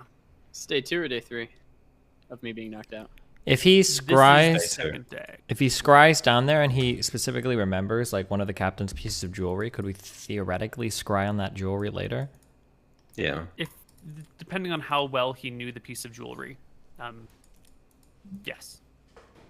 Why, you thinking like go back and find a token to give to his family? It's just, no, I'm thinking if they take it back to the temple or some shit. I don't know. Maybe not. Fuck it. Neil, the next day I will try and scry on the glasses as well. I'm going to be doing this a lot, so you might want to keep that table in memory. Yeah, well, we're also going back to the capital, so I think we can say, since you're going to be taking like a longer rest, eventually you will succeed on your check. But the reality is that you just never find it. And after spending probably a week or so scrying on it once a day, or maybe 2 weeks scrying on it once a day, you can draw your own conclusions, but you should have found it by now. Maybe your description of the glasses is wrong. Maybe the glasses are on another plane of existence. Maybe they don't exist anymore. Maybe some other option out here that you cannot find them. I'll bring it up with Cletus instead. Make sure I've got the description right when we get there. Well, 3 days later, the party arrives in town. I wake up. Tyrell wakes up. Anton wakes up, and we heal some HP on the way, right, Neil? Yeah, but we're also in the capital. You can take a long Okay. rest here, and we don't have to worry about the specifics. Where are we? What happened? We're back home, Anton. We're back home. Was We it a had to bad use- dream? The mermaids? No, that happened. They fucked with the boat. It started to sink. We had to use the teleport to get back here. It was only yesterday you went down, or 2 or 3 days ago. Good on you, looking out for us. Until I they're all assume dead. the crew perished. We managed to bring a few back with us using the candle, but the rest are gone. Well, at least our mission's not in vain. We'll do it for them. Yeah. Yes. I guess. Well, at least you're still here. Sure. And I'll pat him on the shoulder and I assume he's in bed or something, like having just woken up. Yeah. I'll go and get the cook to bring you some food or something. I'll be back in a bit, and I'll walk out. Wait. Yeah. Turn him around. Did you get my stuff? Oh, the circlet. Yeah, I've got it here. Can I take it? I reach into my bag and hand it to you. I'll take it and Right, I'll and put it on my head. When you wear this circlet, it will increase your wisdom to a Finally. flat stat. However, let's talk about what that feels like, what that's actually like when you go. What's your current wisdom score? 14. Going from 14 to I believe it was 18 wisdom. I believe Is that it's it? 18. I think well, it's been a long time, but I do believe you said Yeah. 18. I'll double check it. It might be 17, but I think it's. Talk to me about the insight that one gains when your wisdom goes from a little bit above average to the wisest person to exist. I don't know. It's probably a really strong feeling. Probably something Anton would assume no one else can empathize with. Just becoming immediately, I guess, more knowledgeable about almost everything. It's like ascending, I guess. Yeah. Maybe Anton feels like it's just right because he's ascended to, Valthar's chosen. So maybe this is just correct. It's how it should be. Yeah. When you see people and you're talking to them, you find yourself understanding their motivations a little bit better. You're talking with your brother and he's making some sort of sarcastic remark, and you can reflect back on the sort of lifetime of abuse that your younger brother has taken at the hands of these other people, the sort of outcast looks he's been given his whole life. And it kind of crystallizes why he is a heavy drinker. He's always been the runt of the litter. He's always been the smartest, but also the most rejected member of your posse. Arguably, he's the most capable in a lot of ways, but maybe it's the derision or jealousy. Maybe it's the fact that he's actually brilliant and everyone else around you guys is kind of like, meh. Or maybe it's the fear of his magical powers, but you can see the pain that it's caused him, the trauma of his youth that has driven him to the bottle. You can look to your older brother and see the lost fortune that has driven him to his, we wouldn't call it greed, but there's something that was rightfully taken from him that could have been his. He could have been the king of Drekis, and instead, here he is, and the life of crime that followed. And your attraction to Valthara, the vengeance from the time you were burned, you can sort of see how things shape those around you. And I'm impressing this upon you because I think there is an addiction to that level of insight and knowledge. If you strip away the crown, the circlet of insight, it would be like, wearing super fucking dark sunglasses all of the time all of a sudden. You would sort of lose your ability to understand people's motivations and how they function, what brings them to who they are. This door, once opened, is difficult to shut. And loss of this item would be not necessarily mechanically disadvantaging you. It's like Flowers but for it could Algernon, be- right? Like kind of that feeling or whatever. I don't know what that means. Oh, it's like a book. It's like a short story about, I think, a mouse who gains. Wait, like, flowers for what? Algernon, Algernon. right? Algernon. What? Algernon? Wait, it's about a mouse? Yeah, I believe No, so. it's about Wait. a guy who's really It's a stupid. laboratory mouse who has undergone surgery to increase his intelligence. The story is told by a series of, I don't know. It's a science fiction book. No? Wait, so your character's like a mouse now? You're No, I found fucking it's read. definitely about a person. No, who- he's just trying to fucking rile me up, and he did it because he's stupid. Oh, okay. Sorry, my bad. Yeah. Yeah. So you have this increase of insight, and I think you will find yourself unwilling to part with this crown. True. But, as you will. The precious. Yeah, my new Precious precious. Yeah. indeed. Yeah. What was the other item that we got? Crystal ball. That's yeah, scrying ball. And I think this lets me talk to my deity at any time, right? Probably not, any time, but definitely a much greater connection to your deity and a better length of conversation and communication. Absolutely. I'll hit her up. Did we do well against the Dinas? We killed a lot of her people. She attacked us for whatever reason.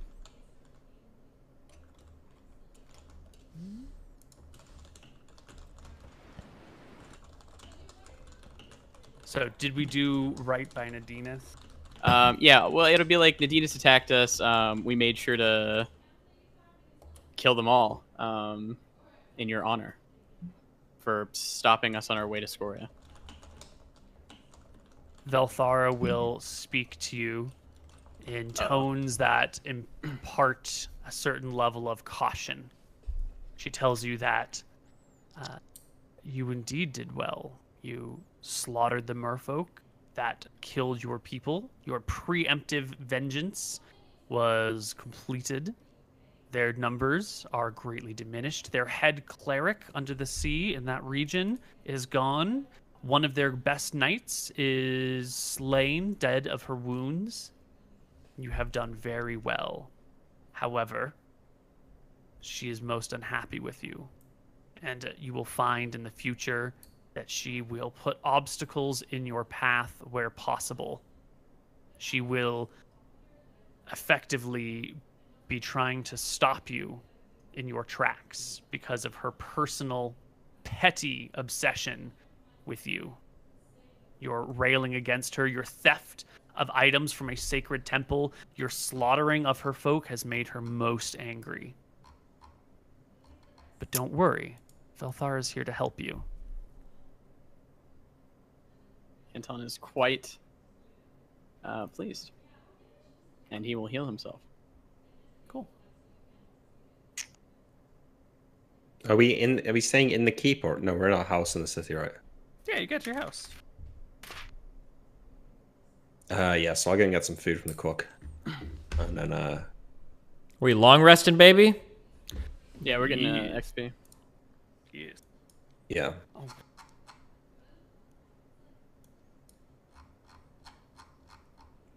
So, Need to go and speak to Cletus, but yeah. But I assume we'll do that in a couple of days or something. that's exactly what I was going to ask you. What do you guys want to do in town before we, set out for future travels? Yeah. If we've got time, I'm gonna try and acquire some more spells that I can just get hold of right now. Probably. Mm-hmm. Probably, depending on which ones they are. Cat's Grace, Melf's Acid Arrow, and Web.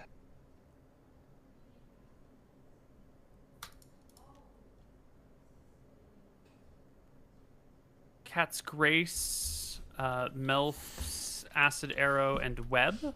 And then at level 3, Spectral So- Force, Spirit Armor, and Vampiric Touch. Melf's Acid Arrow and Web, you can get. Cat's Grace, I need to roll for. Okay. Oh, is there supposed to be you music cannot playing? get Cat's Grace. Yes, there should be music playing. You might have to refresh your browser. Gotcha, Coibs. What about Cat's Grace is not available. The other two were. Well, next ones? Spectral Force, Spirit Armor, and Vampiric Touch? Spectral Force you can get. Spirit Armor. The 3rd level spell, there's a necromantic version. Yeah, not that. Not the necromancy version. The other one, Conjuration is. The Conjuration one that is also unavailable, sadly. What was the 3rd one from 3rd level? Vampiric Touch. Vampiric Touch is also sadly unavailable. Okay. Bad rolls today. Right, experience. So, go ahead. I'll roll to learn these, but as well. I guess I'll do that now because it'll impact my experience. Yeah. So Melf's, then Web, then Spectral Force. Melf's, yeah. Web, yeah. Spectral Force, no. Okay. There was all the happenings at the temple, Rohana's tomb. There was the Tomb of the Sky Temple, Sunken Sky Temple. Let's get some XP for these things. Experience generator. Okay.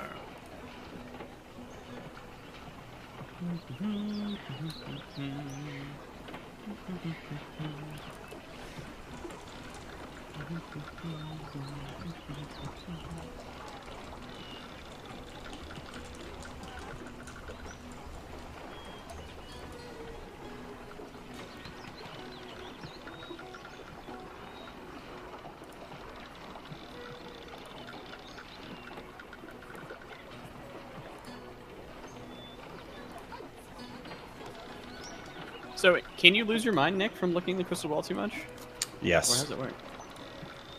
Is that like Depends over on how time, well. or... Depends how well you know the target. So if it's unfamiliar to you, you can't really look more than once a day. Got it. But if it's someone you know well, you can do it more often. What if you keep trying? Like, is it just like a D100 to lose your mind, or how's it work?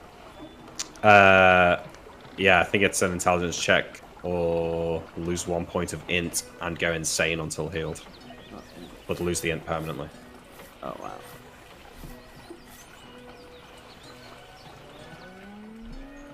Something like that, anyway. Oh, and then I can just change my int to 18 on the thing, right? Your whiz. Oh, my wit, sorry. Yeah. Oh man, we got so many spells now.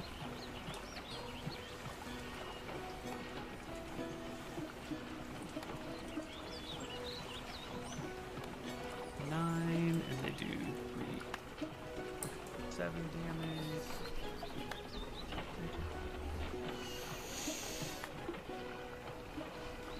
18 hit points on our Mer Knight are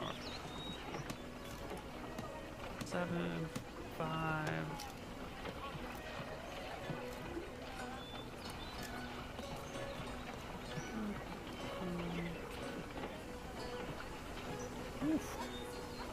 It's a lot of experience for those Mer Knights. Yeah, they were pretty tough, though. Mm-hmm. And the giant lobsters that they were riding. Gonna be 4 here. The penis monsters. Mm-hmm. When was the last time we got XP? It wasn't too long ago. Like 2 sessions ago. It was right before we took off on the ship trip, I thought, right? To the west? Yeah, because we got the Rohana's tomb stuff, but we didn't get XP for that. Yeah. So that's more like quest XP.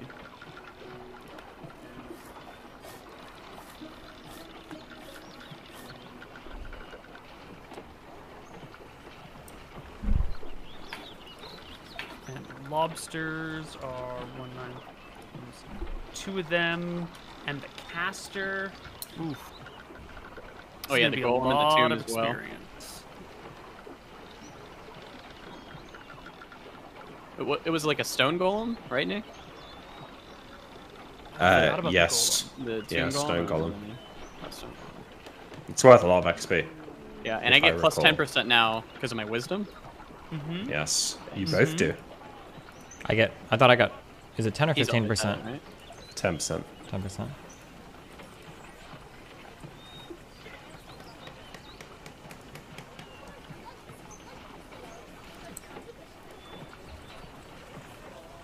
Two, 15.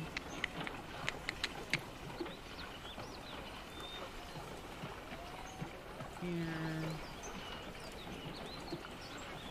Plus 2, 6. Okay.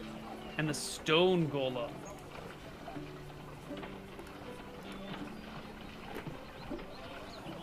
I think you guys might break 20,000 each. Base. What, like from this session? From Like- the last like 4 sessions before. Holy shit. Because right now we're at 53,436 XP. And that's before the golem and all of your personal XP gets added in. Fuck, I had good ideas, but I don't remember them. You said how much XP each? 12,000? Not He yet. hasn't said No, yet. he's not. done He's yet. still Not yet. calculating. Damn. He said 20,000. Wait, really? Oh. Yeah. Uh-oh. But that'll be split between classes, you know.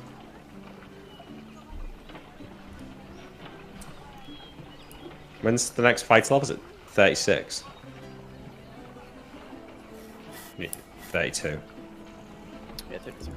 So we're definitely going to level to fighter 6.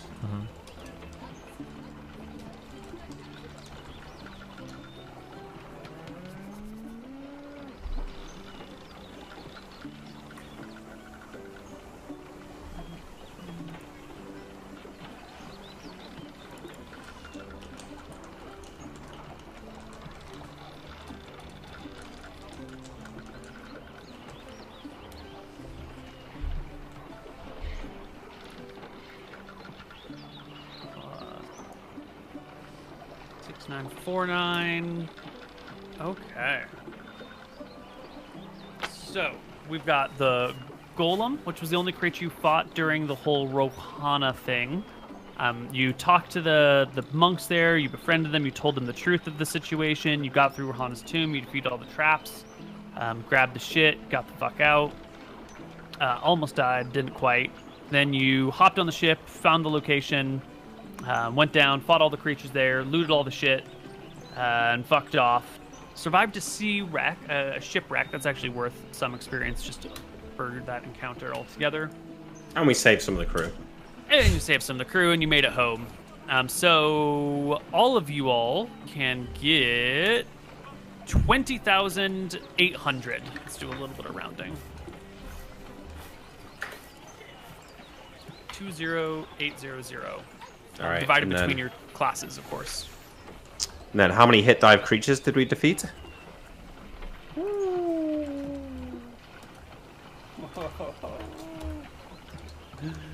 That is a big number.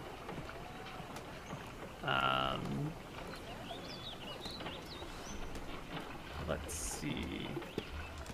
It was 14 for the Golem, plus each of the merfolk were 2 hit dice, and I think there were 20 of them, plus the 6 knights, which were 7 hit dice, plus the trite, which was 6 hit dice, plus the 2 barnacles, which were, I think, let me check here.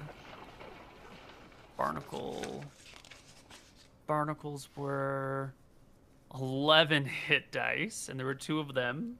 Done. Plus the crabs, which not the crabs, the lobster folk, which were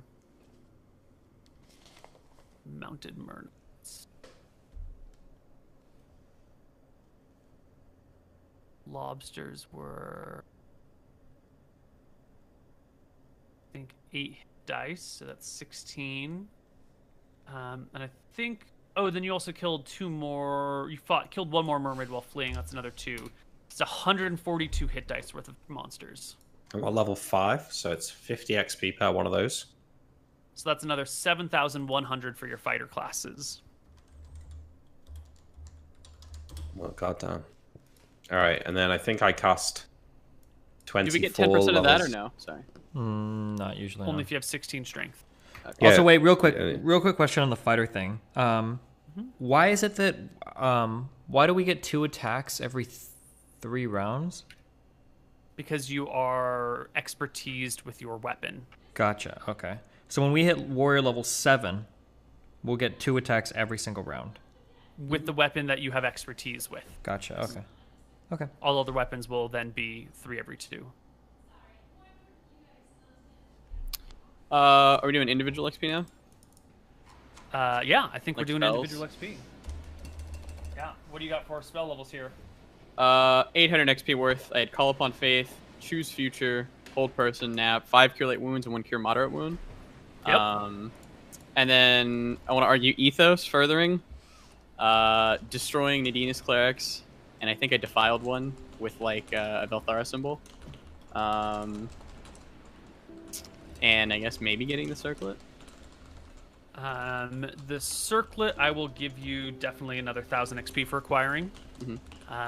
Furthering Ethos, you kind of got Premature Vengeance, Yeah. which is sort of a way of saying starting a vengeance cycle. So I'll give you another 400 for that. Awesome. I think I cast 26 levels worth of spells and learned 4 levels worth of spells for a total of 1,700 XP. 26 levels of spells plus how many levels of learned? 4. So yeah, 1,700. That sounds good. Yep.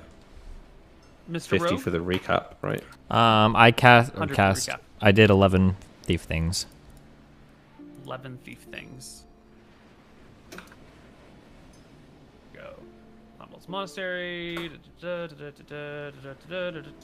it. Sounds good. So that's 11 times 200. That's 2,200. I had a quick question or what it was. Oh, There's like clever ideas and stuff. But yeah. I don't remember any of mine. Sorry. neither do I. But I've leveled up both classes, so I don't care. What if we had a clever idea but it didn't work? What's the clever idea? I thought pretending to understand the monk when I couldn't speak the language and then nodding along with him and talking. I thought it was pretty clever. Yeah, that was pretty clever. I'll give you 100 experience for that. Hell yeah. Is that split between both? Is that how that works? Yeah. Okay, I'll also do. I had a great idea. I think setting the monk free and just being honest with them, telling them our plans or whatever, trusting them, and then having the idea to use the truth candle to write the letter of liability so that they had some assurance that we weren't going to double cross them or whatever in order to gain information and trust from them. I thought that was a pretty good idea. That's a pretty clever idea as well. Why don't you take 300 for that? Okay. ESPing the crew before we teleported. I'll give you 100 for that. Making my group go back to the monks to talk to them to figure out where the Nadina's temple actually was instead of like wandering the sea. Yes, thank you. Take 200 for that. That was beautiful. I was really worried you guys were just going to try and walk around under the ocean to find something in the middle of the sea. Oh, telling Nick to use his axe of electrocution saving. You were unconscious at that point, weren't you? I was, yes.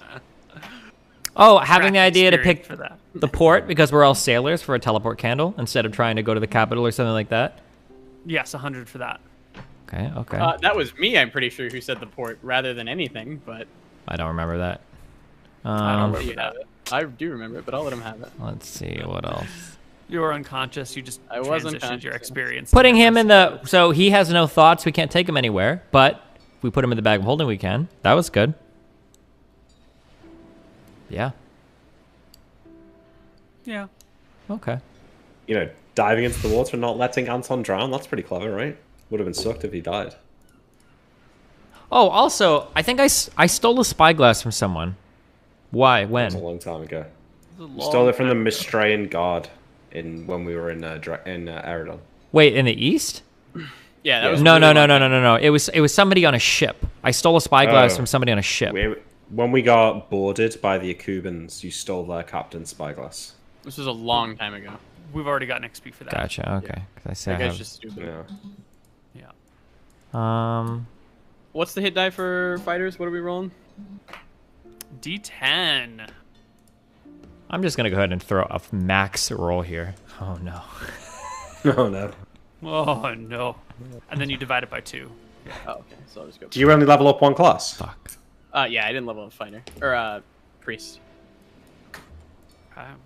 2 HP for the fighter. The other fighter. Nick, give me that D10 plus, what are we doing? D4s, D6s? D6s, right? D6.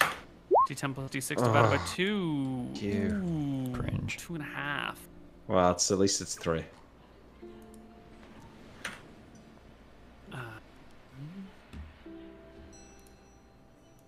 Any more ideas? We didn't have any more ideas, guys? A lot of them were me when I was fucking dead. I forget all of these ideas. It's Fuck. a curse. A curse?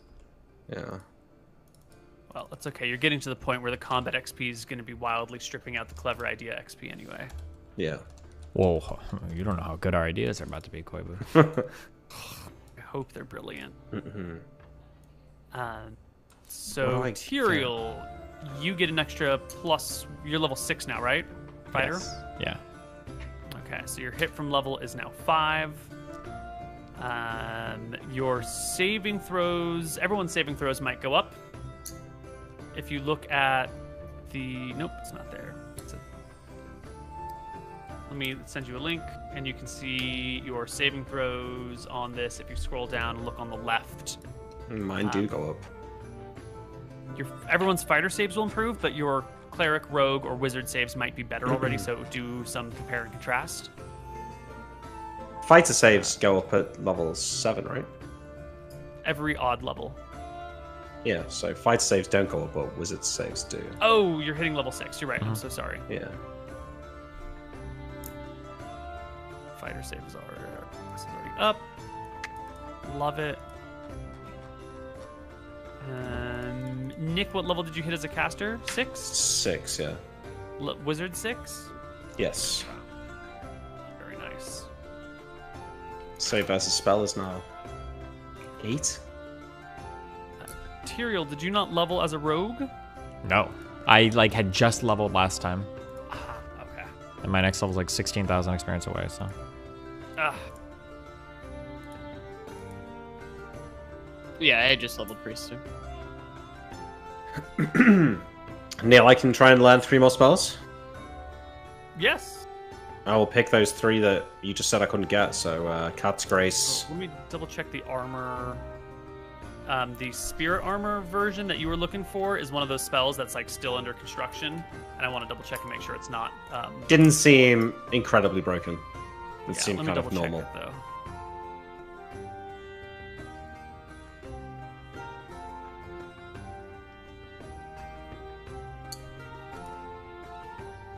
Yes, that's fine. Okay. Cat's And then Grace the other one with Cat's Grace, right? and Vampiric Touch. Yes. Okay, so this is for Cat's Grace. No. Spectral Armor, no. All fail. Fucking no more. Oh, Jesus Christ, man. Jesus. you've Okay. had Nick, what the fuck? much better luck on your HP, but terrible spell roll luck this campaign. I just rolled a 3 and a 2. How's that good luck? Compared to Malachi? Oh, it's because I got fight levels. Yeah. Let's not dwell on it.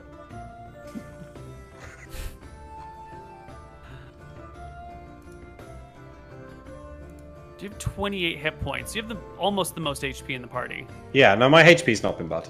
It's true. Wait, how much HP? How can you say you have What? almost the most HP in the party? There's only 3 of us. That means if he's is in second, he's got almost the most. Yeah, he's in second. He's in What kind of comparison is this? I think it's like 26, 28, and 30 HP, so it's like right in the middle. Wait, if you got a decimal, does that count or no? I forget. Nope. Okay. So 30 damage would bring me to unconscious. I wouldn't have half an HP, right? Correct. No.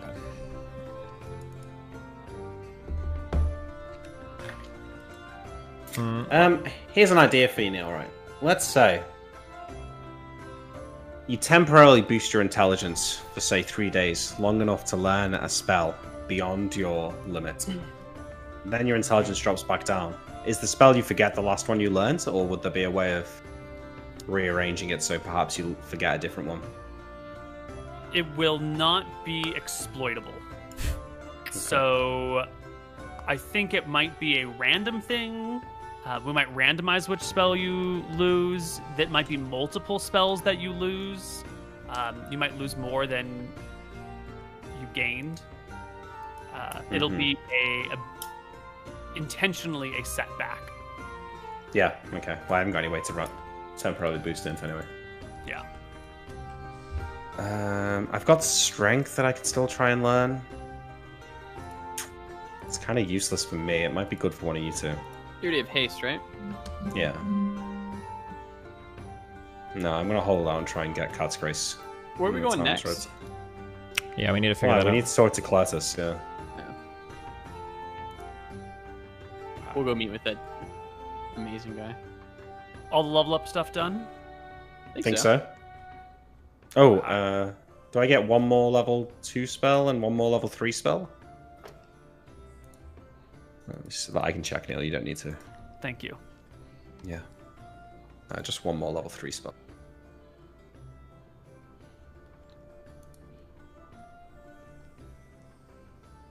Well, whenever you guys are ready to continue the main stuff, we can do that. But we're also at a nice breaking point, and I think it would be nice to come back and hit the ground running with these, talking to folks and figuring out where you're going.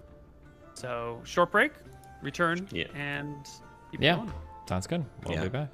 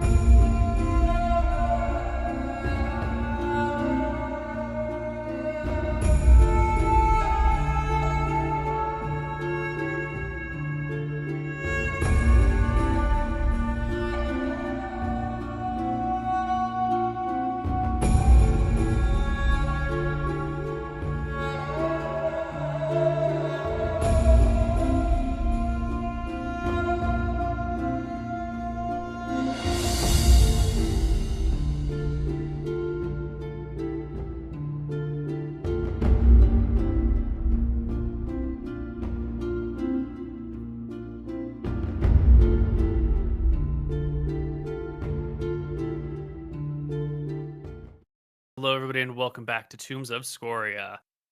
All right, folks, it's time to set out on your next quest. I'm assuming we're going to take about 2 weeks to go through all of this stuff. That time frame might get shifted a little bit. Let's start with the list of things you want to do during this downtime in the capital while you rest, recuperate, learn some new spells, level up a little bit. What tasks did you have? Well, I'm going to scry on a bunch of stuff with the crystal ball. I want to visit the Nadina's cleric. Say hello. Drop something off for her. Oh, okay. I don't think I have anything to do.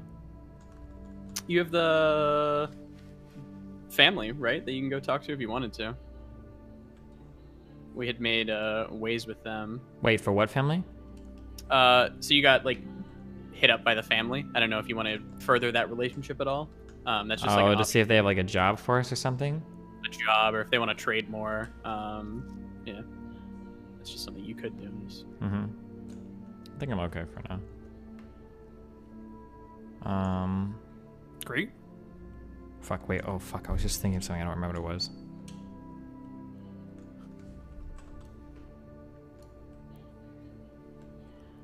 No, I can't think of it right now. So.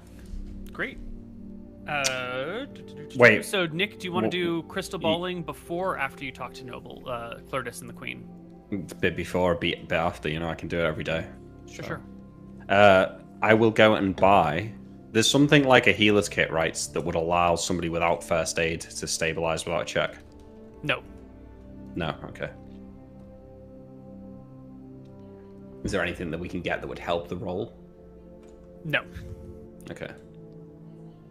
Yeah, get a fucking proficiency. Yes. Yeah, I actually have a non-weapon Ooh. proficiency, but I haven't used it. Can I add that's a one? good point. Does anyone get proficiencies? Yeah. Oh yeah. Wait. Did we? Yeah. 6th level fighter. You should be getting a proficiency unless you got it for like, if you're, for example, Steven, you've been leveling up as a rogue, and I think you're taking rogue proficiencies because you get them faster than fighter proficiencies. Do we choose one or the other? Is there rogue I thought we proficiency? got both, but You get both, yeah. Like you get you get the better, whichever quicker one. rate of advancement is better. So it should be every 3 levels you get a non-weapon proficiency, and then I think your rogue is just the one that levels more quickly. So I should get a non-weapon as a wizard and a weapon as a warrior, right? At level 6. Oh, do warriors get a level? Yeah. Do we get a weapon proficiency right now? As well? yes, all fighters get a weapon proficiency at level 6. Can I go any further past expertise with a spear? Only for single class fighters. Really? Oh fuck. We're getting fucked. No, we're not even far. So is it... Should I get axe proficiency or should I just get expertise and sword?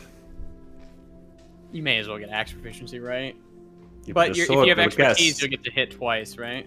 Yeah, if I get expertise, Yeah. I'll be getting a second attack next level, which is... I would get expertise then. Yeah, so I'll get expertise and sword. And then I've got a non-weapon on my wizard. I have a non-weapon that I'm owed, so I'm gonna do healing proficiency.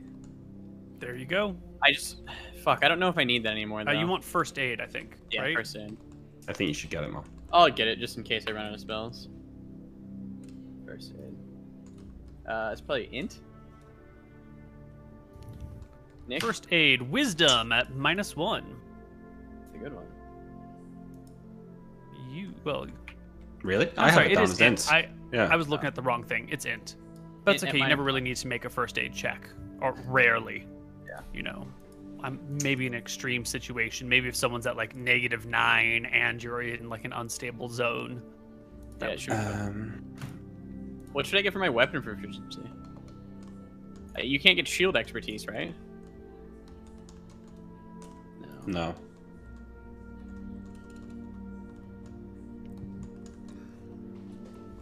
Where do I read if I have another proficiency now, or I probably would have gotten it last rogue level, I guess. I haven't been checking my. Yeah. So rogues get non-weapon proficiencies rogues Every just get 4. fucked across the board. You're getting it as your warrior then, so you get it now as well. You're getting a weapon and a Okay. non-weapon, Stephen. Yeah. Yep. Weapon and non-weapon. One weapon and non-weapon. And what is the difference between proficiency and expertise? Expertise gets you the increased attack rate. So the extra attack every second round. And proficiency can just only be allows done- you to hit without taking a penalty with a weapon. Yes. And you can only have one weapon with which you are expertised. I'm allowed to take ambidextry, right, for my weapon proficiency, so I don't lose -2 to my shield bash anymore. Yes, you can. I'll take that. And then, is there a list of all the? I thought you had like a special website or a list. The Quibu Yeah, where's the crew. spreadsheet now? Here is the spreadsheet. My favorite part of the game.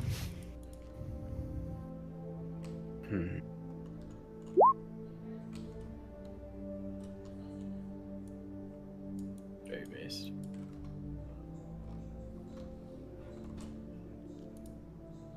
Thank you, Mike, in the chat. Did he link this? He told me to take pictures. I'm guessing that to take one of these proficiencies, you just need either class, right? If you're multi-class. Correct. Oof.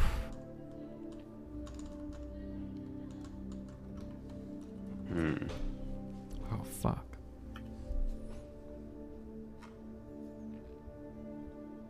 Lip reading could be a cool one for you, Stephen. Don't know if you've already got that.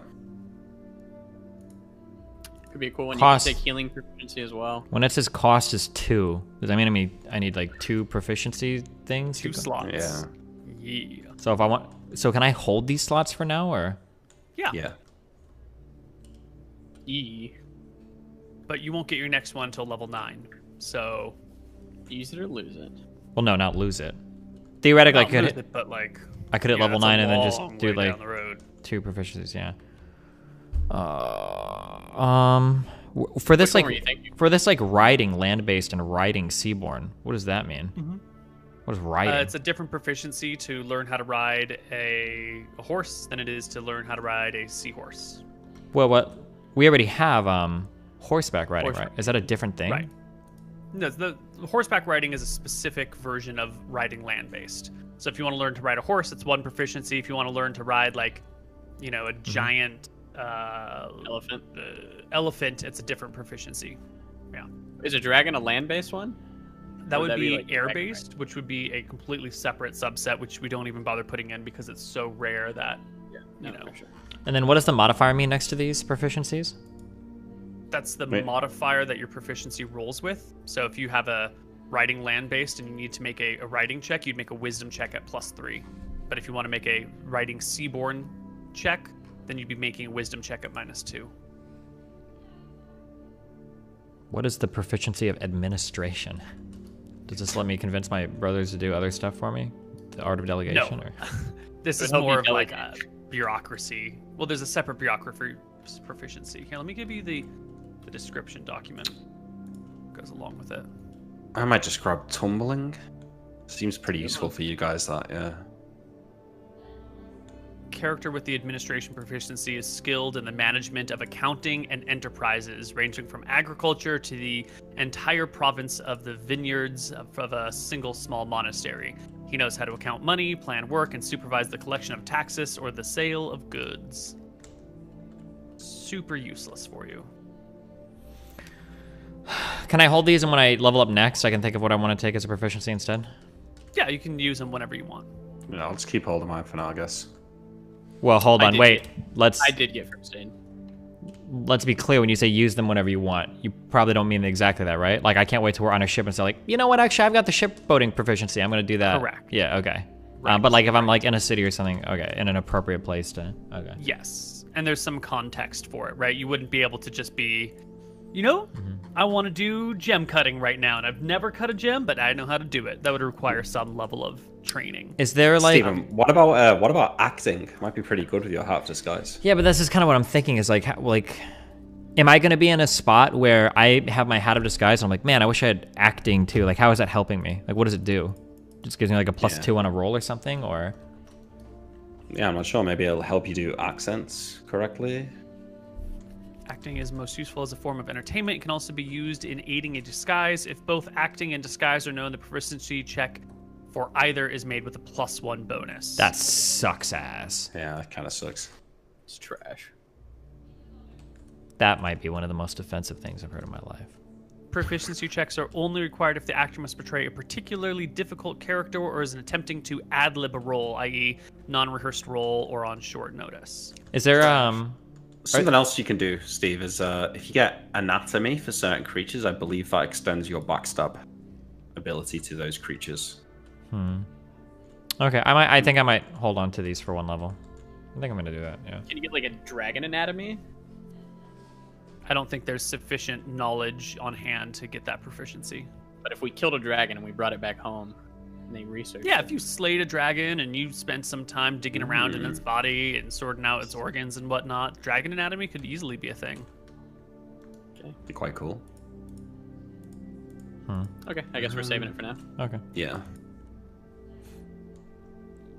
And I mean, I guess I'll go visit the Nidina's cleric if you guys don't want to have anything else. Yeah, well, the next, so we have to cut today's episode a little bit short because I've got a podcast thing I'm doing after. You can talk to the cleric. Nick, what did you say you needed to do? Just gonna scry on some stuff. Scry on some stuff, and then we need to have a discussion about where we're going next. That's going to be really important. Yeah. I'll be quick. Well, we'll do that. We'll go and speak to Cletus and decide then, yeah. Okay. We haven't RP'd it much, but I'm very, very, very, very, very, very, very upset that we like just left a whole bunch of sailors to die. Okay. Just I letting am you know. too. Okay? Heads Not up. we. I was asleep. Let you Don't know. blame Giving me. you a heads up, okay? This is not in showing with the McGarry household rebuilding its name, okay? Yeah. Okay, when we go see Cletus, I'm sure we'll have to wait. So during that time, I will go and speak with the Nidina's cleric real quick. Okay. Which cleric of Nidinus do you wish to speak with? The mother inside the castle.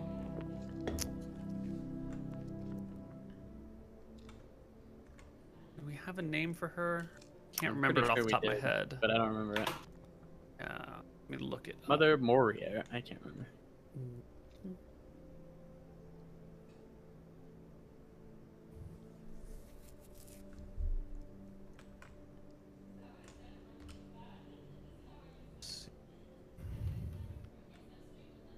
Mother Lorraine, the high cleric in town. Yep. You go see her. Yeah. All right. You can go find Mother Lorraine and speak to her in the castle. You got to go through the front door because that's the way you go these days now that the castle's on heightened security. And without too much trouble, you can get an arranged meeting with her, and she'll meet you in one of the small temples here in the castle. So, bring you to a temple, and let's get you chatting with this holy person, this Very base. great divine cleric.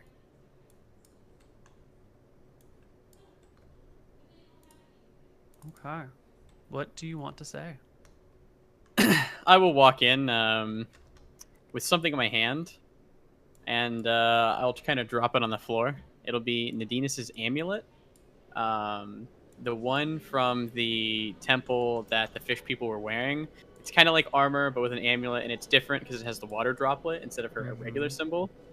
And I'll give her like a circlet is like it's like a crown, kind of, right? Yeah. I give her like a tip of the crown, and say, the fish people wish you well. Nidina's tried her best, but they were not strong enough, it seems.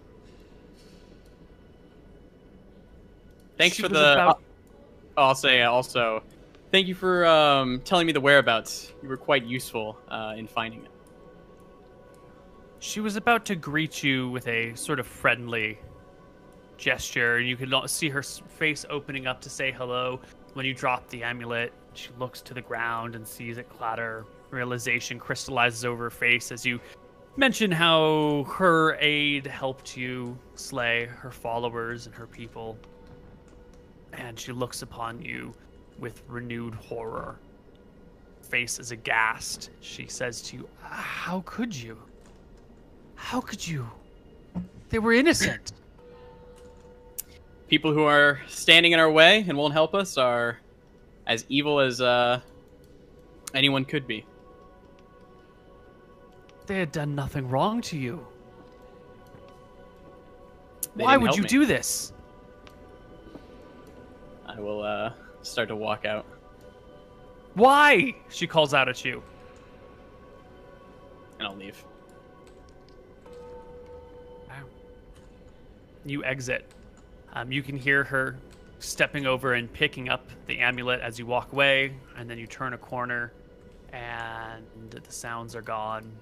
Soldiers in the hall give you a bit of a nod as you walk by. Servants step out of your way. The scarred and burned cleric of Elthara can leave the castle. Message delivered. Nick? All right. I fail all my spells, right? I'm sitting in my room with like there's like a couple of bottles of whiskey on the floor that have been drunk, another half on my bedside table. There's papers everywhere. My spell book's open, maybe there's a bit of whiskey poured onto one of the pages and it's not soaking in because of the hydrophobic lining on the pages. It's just drifting off onto the bed. And I reach for the crystal ball, and I start to gaze into it, rubbing my hands over it, polishing it, trying to look into it, and I cast my thoughts to an item that I know quite well, Neil. How well do you know this item? I know it personally. The magical rope that Azeron stole from us. I attempt to scry on it. True.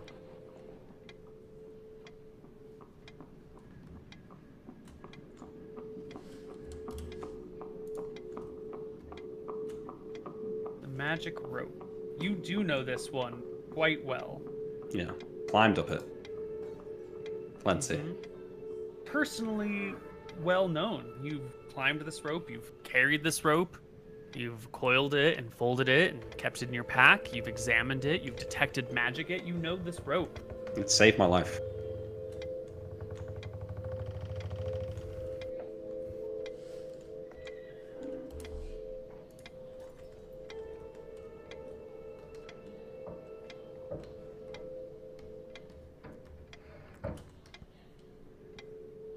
Okay. You see the rope. Well, I roll first. I got 30. It's So. a 100% chance, though. Oh, great. Well, he could roll a nat 1 and maybe explode the crystal ball and kill everybody in the maybe. capital, maybe, Possible. Maybe It's one. happened. It's happened.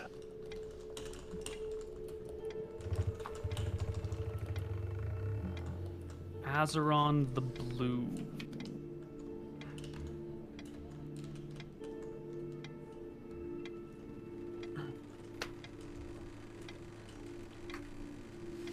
Do some calculations over here.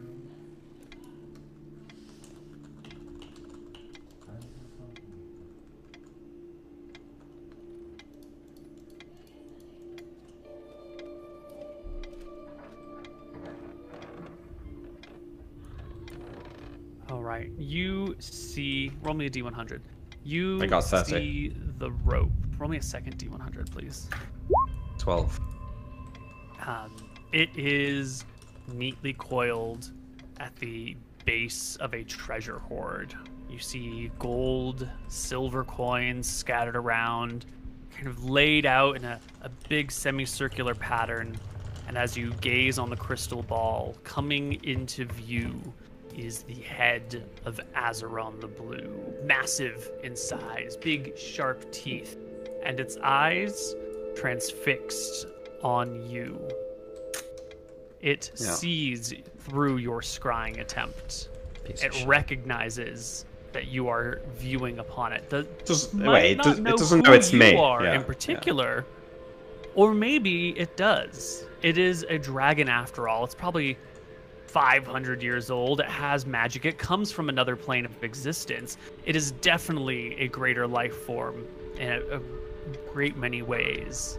And the way that it stares at the spot where your crystal ball would be, positioned, makes you know for certain it is aware of your scrying attempt, and it's gazing back at you. All right, I hold my nerve for a minute or something, and then I wave it away.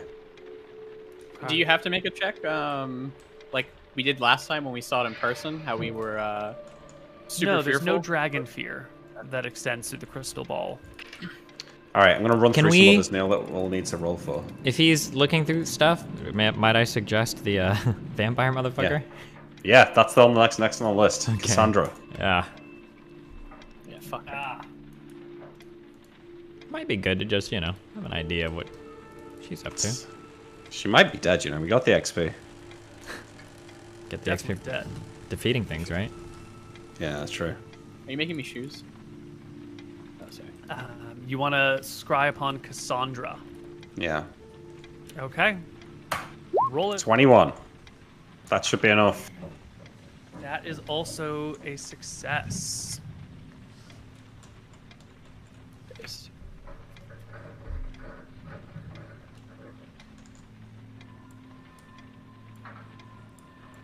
Wait, based on what? A table. Like a How table. well I know her.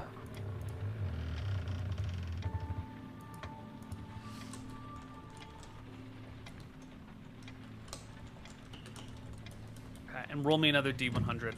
See if she's changing. 84. So you, I guess what time of day are you scrying upon her? I think Emmeric's been locked in his room for a couple of days. Curtains closed, you know, I'm not sure he knows what time of day it is. Okay, roll me a D24. Yeah. 10. It's in the morning. You're scrying. And your crystal ball is just dark. It's foggy. It's, you know, earthy. You can't really see anything. It goes to a location where there is not only no light, but no space for light. It does seem like it's worked. She is alive. Right? When it fails, it doesn't do this. It just doesn't show anything. Okay. All right, wait. waving it away. Oh, Is that true? Because you just scryed on a dead guy. well, I think I scryed on Cassandra and she's buried because it's the Well, I'm morning. talking about the guy before that you scryed on, the one in the water who's getting picked at. I saw his body, that's true. So you could just be seeing. Alright, yeah, make a note to try that You'll again. have to do then. another one, yeah. Okay, sorry to keep doing this, but, you know, got some more to try. So, Hydroxus. I don't know him that well. I know of him. I know he's a mist dragon. Know that... Yeah, that's it. I know he's a mist dragon. You got a 20% chance on this one. Can't No. find him. Okay, two more. King Is Gilda. there... Does True Sight extend into a crystal ball? It might do. Certain spells can be cast through this device. And assuming you've got time, you can check in with Clertus on these things and, you know, get some paperwork on this stuff. You will know that you can cast Comprehend Languages, Read Magic, Infravision, and Tongues through... No. Those improve your chances to use it somehow, which isn't figured out. Detect Magic and Detect Good and Evil can be cast through a crystal ball. The chance of success is 5% per level of experience of the wizard. Okay, the only reason why I'm bringing this up is because, like, we're doing, like, missions from the Queen and shit. We're in the capital, and I imagine if there was something where it's like, oh, I could scry on this if I only had True Sight, Clertus might be able to provide some sort of resource where it's like a magistrate fucking wizard or somebody could come and, like, cast a spell or Yeah. do something like that for you. Yeah. I try and scry on King Gilda. Let me roll this. 16. You get no results. Really? Yeah. Wow. Dumpster. Would I know that that's like a successful roll or not? Is there a difference between it not working and it being a successful roll? Like, do I now think he's dead or do I just think it's not worked? I think you think it's not worked. Okay. And then I and ah about trying to scry on Scoria and think better of it and put the crystal ball away and pass out. You sure? Yeah. Try that another day, perhaps. Wait, is it F1 or F2 for quick save? And then scry on her and see what happens? Yeah. Yeah, I'll Something... go to sleep and... I don't know if this is too vague, but is it possible that, like, you could use the wish scroll in a vague way to conceal our mission from Scoria? That would keep, like, is that too vague an ask, or is that, like, generalized enough, or... Yeah, like, could we wish that Scoria never finds out about us until we confront her or something like that? discovers the nature of our mission or business? This is a great question. Let's talk about the wish spell. Nick, Yes. your character is going to have the most knowledge about this. Wish is a legendary spell that is talked about. And the laymen understand it as you get to make a wish. And you, as a caster who has done research and study, understands that it's not quite so simple. I've just put into chat the text of the wish spell. So Yeah. it's not anything you imagine becomes real. There are bounds and restrictions. In theory, something like, I wish for the mountain that Scoria lives in to collapse. Something like that. That could work, right? I feel like that'll monkey paw you, and it'll be like it'll collapse eventually, right? Well, If it I'd is say used collapse to now. alter reality with respect to damage sustained by a party, to bring a dead creature back to life, or to escape from a difficult situation by lifting the caster and his party from one place to another, it will not cause the wizard any disability. Other forms of wishes can cause the spellcaster to weaken, require 2d4 days of bed rest due to the stress the wish placed upon the body, the space, the time. Regardless of the wish for, the exact terminology of the wish spell is likely to be carried out. Casting a wish ages the caster 5 years.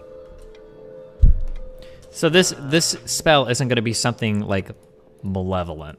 Like you wish for a genie. I wish to be the richest man in the world, and every single person is made poor, or something like that, right? Like no, it's not that it will type be of... something like that. Well, I can't tell if it would be something like that, or if it would be something like you will be the richest man in the world, but you like inherit an asset that you could never sell, so now it's worthless. Like I can't tell if it's like malicious or just like will fit whatever kind of works, if that makes sense. Right. Like some genies are described as being like malevolent, where they will try to fuck you if you're not ultra careful. Most genies are. Yeah. Whereas the wish might just be like, well, it made an honest attempt to interpret your desire, and this is the easiest way to fulfill it. This is the description of the limited wish spell, which has information that will be useful for this. So it will fulfill literally, but only partially for a limited duration, because it's the limited wish version, the utterance of the spellcaster. Thus, the actuality of the past, present, or future might be altered, but possibly only for the wizard unless the wording of the spell is most carefully stated. In some limited manner, right, the use of limited wish spell will not substantially change major realities, nor will it bring wealth or experience merely by asking. The spell can, for example, restore some hit points lost by a wizard. It can reduce an opponent hit probability or damage. Blah, blah, blah. Greedy desires usually end in disaster. Casting time is based on this. Blah, blah, blah, blah, blah, blah, blah, blah. Okay, so that didn't help us very much either. At the end of the day, there's going to be a lot of theory on what this is and very little evidence or to suggest one way or the other. These spells. So my guess is that anything that directly affects Scoria is going to run into either her spell save, or her magic resistance, or both. So anything that directly impacts her, I think, is not going to work, unless it's like, I wish that she fails her next saving throw, Sure. and then we cast like a banishment or something on her. I mean, I have a spell that can return people back to their plane, but I feel like she would just come back, right? Yeah, dispel evil, that could work. She gets a save, but she could come back. But I think banishment stops her coming back, and then there's some other high level spells that, like, there's a really cool spell where you make a gem. You have to find out its true name, so we'd have to find Scoria's like draconic name or something. Like you inscribe it on the gem, and you cast a bunch of high level magic on it, and then if you can trick her to like pick up the gem and look at it, it like traps her inside it without a save. Jesus. Is this like a fucking level 18 spell or some shit? That's like a level 9 spell, and you've got to be able to cast some level 8 spells on the gem to be able to get it to work. But like outside of just fighting her, there is some options like that could potentially work. But yeah. But I don't think we're there yet with the wish spell, right? Okay. I didn't know if we thought that this was a good use of the wish spell, then this is something that we ought to cast sooner rather than later. But if we don't feel that this is a good use of the wish spell, then we just carry on. Yeah. I think we have a good plan for the wish spell, but we have to wait and see how certain items play out. Yeah. I guess we'll go meet with Claridus. That's the next part of our business. Yeah. Yeah. Yeah.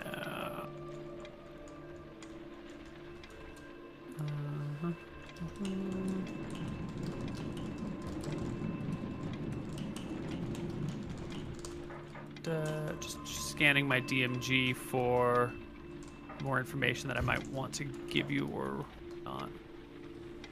Wish to learn magic missile, if only. Ah, Realistically, right, we're going to end up using the wish spell to resurrect one of us. No. Probably. Unfortunately, it doesn't seem to be the case. My understanding is that like just wishing for a resurrection might not work, but maybe wishing to roll back time 5 Roll back minutes or time something for sure might. works. Yeah. Yeah. But like if we works. like die, go back to the capital, it's like, okay, well, can we resurrect our brother here? That's probably not going to work. We would want to roll back time like 10 to 5 minutes or whatever before maybe the fight even. I'm sure it says somewhere in the description about bringing someone back to life, but maybe. Can you argue if you if you do a whole fight, let's say one of us dies, and we roll it back? Redo the my fight. 2 brothers should know, what's coming, right? We'll know where like maybe the blow's coming, maybe like a +1 or something to AC, because you think- just redo it. Chaos 3 will dictate this, and that. it'll say you'll be changing your exact actions, and therefore whoever you're fighting will change their exact actions as well. Yeah, so the first line of the spell says, if it's used to alter reality with respect to damage sustained by a party, to bring a dead creature to life, or to escape from a difficult blah blah blah, it will not cause the wizard any disability. So it sounds like bringing someone back to life is pretty basic use of it. Oh, like right after. Wait, which part of this? Just the first bit that paragraph? Neil posted in. It won't give you any penalties. It won't make you have to rest for 2d4 days or whatever it is. Yeah, but that implies that it's an easy use of That it. it should go, right? So I wish to resurrect Malachi. And yeah. That'll be that. I'll just swap characters. Carry on as level 9. Now, there's definitely no note of the length of the wish, but clearly you can't make a run-on sentence that is 1,000 pages long. Correct. So there is a non-mechanized limit on how much you can say. So your Yeah, wish not must even like a be- paragraph. It just needs to be, Isn't like, Neil? a few They're also sorry, Lucas. You're good. Isn't there also the problem of the fact that you need to be a level 17 caster to cast this? So there's probably like a 80% chance that casting will fail. Well, if we had some fucking glasses. I know. Yeah, so you need to ask Cletus about that. You're right. You are reading a scroll that is higher level than you, so there is a pretty decent chance of spell failure. Yeah. Now, my initial research of the glasses leads me to believe that maybe it bypasses that one condition, but it's a shame we haven't got them. So when got a you lot. cast the spell to find it, what is the implication here? That it's like you're either incorrect in what it is? No, there's a chance. The better you know it, the higher the chance. But Neil's basically saying I've cast it enough times that I should have passed by now. Yeah, but so my question is like, does this item not exist or was destroyed? Is that our assumption right now, or? Yeah, I think so. Or because I'm basing the scrying only on a perceived description of it. So if the description is wrong, then perhaps I'm looking for something that doesn't exist. You're a level 6 caster, Nick? Yes. Right, so at this point in time, you have a 60% chance to fail casting this wish spell. It's a 5% per difference in level needed. So if I was the level longer you 9, hold it on would to still be a 45% chance of failure. Yes. And then I can give you I think with like Call Upon Faith or something, I think give you 10%. There you go. It's pretty good. Yeah, that's pretty good. Slightly higher than my spell learning ability, so, maybe there's a chance. Very powerful tool. Let's go talk to Cletus. All right. We can head to the capital, to the castle itself, and as your meeting gets arranged and you come into the room, you will find that today there are 4 people here. We have, of course, Clertis, the queen, the queen's bodyguard, who is always with her, Okay. and a new person, Not the cleric, right? not the cleric. What do they look like? Wait. I can state this at the beginning of every day if you need me to, but in general, as a rule of thumb, as I wander the city, I always have my hat of disguise on, and at the beginning of every day, I'm always carrying a nondescript arming sword. Okay. Okay. Based. Wait, based on what? Oh yeah, I can also give you choose future for roll advantage, Nick. Does that let me reroll? Yeah. Yeah, gives you advantage. Yeah. Should be. So that's a pretty good chance then, with advantage and a 65% chance. You will see the silver maple leaf on her pauldron that signifies a colonel in the Dracissian army. Her name is Colonel Petraeus, and she is introduced to you as an intelligence officer within the Dracissian army who serves the queen. As everyone gets brought in and gets seated, Clertus stands in the back, farther away from everything else, and the queen opens up with a... Nephews, how has your journey been? It's been quite the harrowing journey. We've explored many a place, and we have met many a people. With my new great insight, can I get a read? Are they nervous? Are they... You can see that Clertus is... Oh, he's always nervous. You can see his agitation of this situation. It's sort of like fear mixed with excitement because you've brought back knowledge, but, you know, there's so much going on. You can see on the colonel's face sort of like a... How would you call it?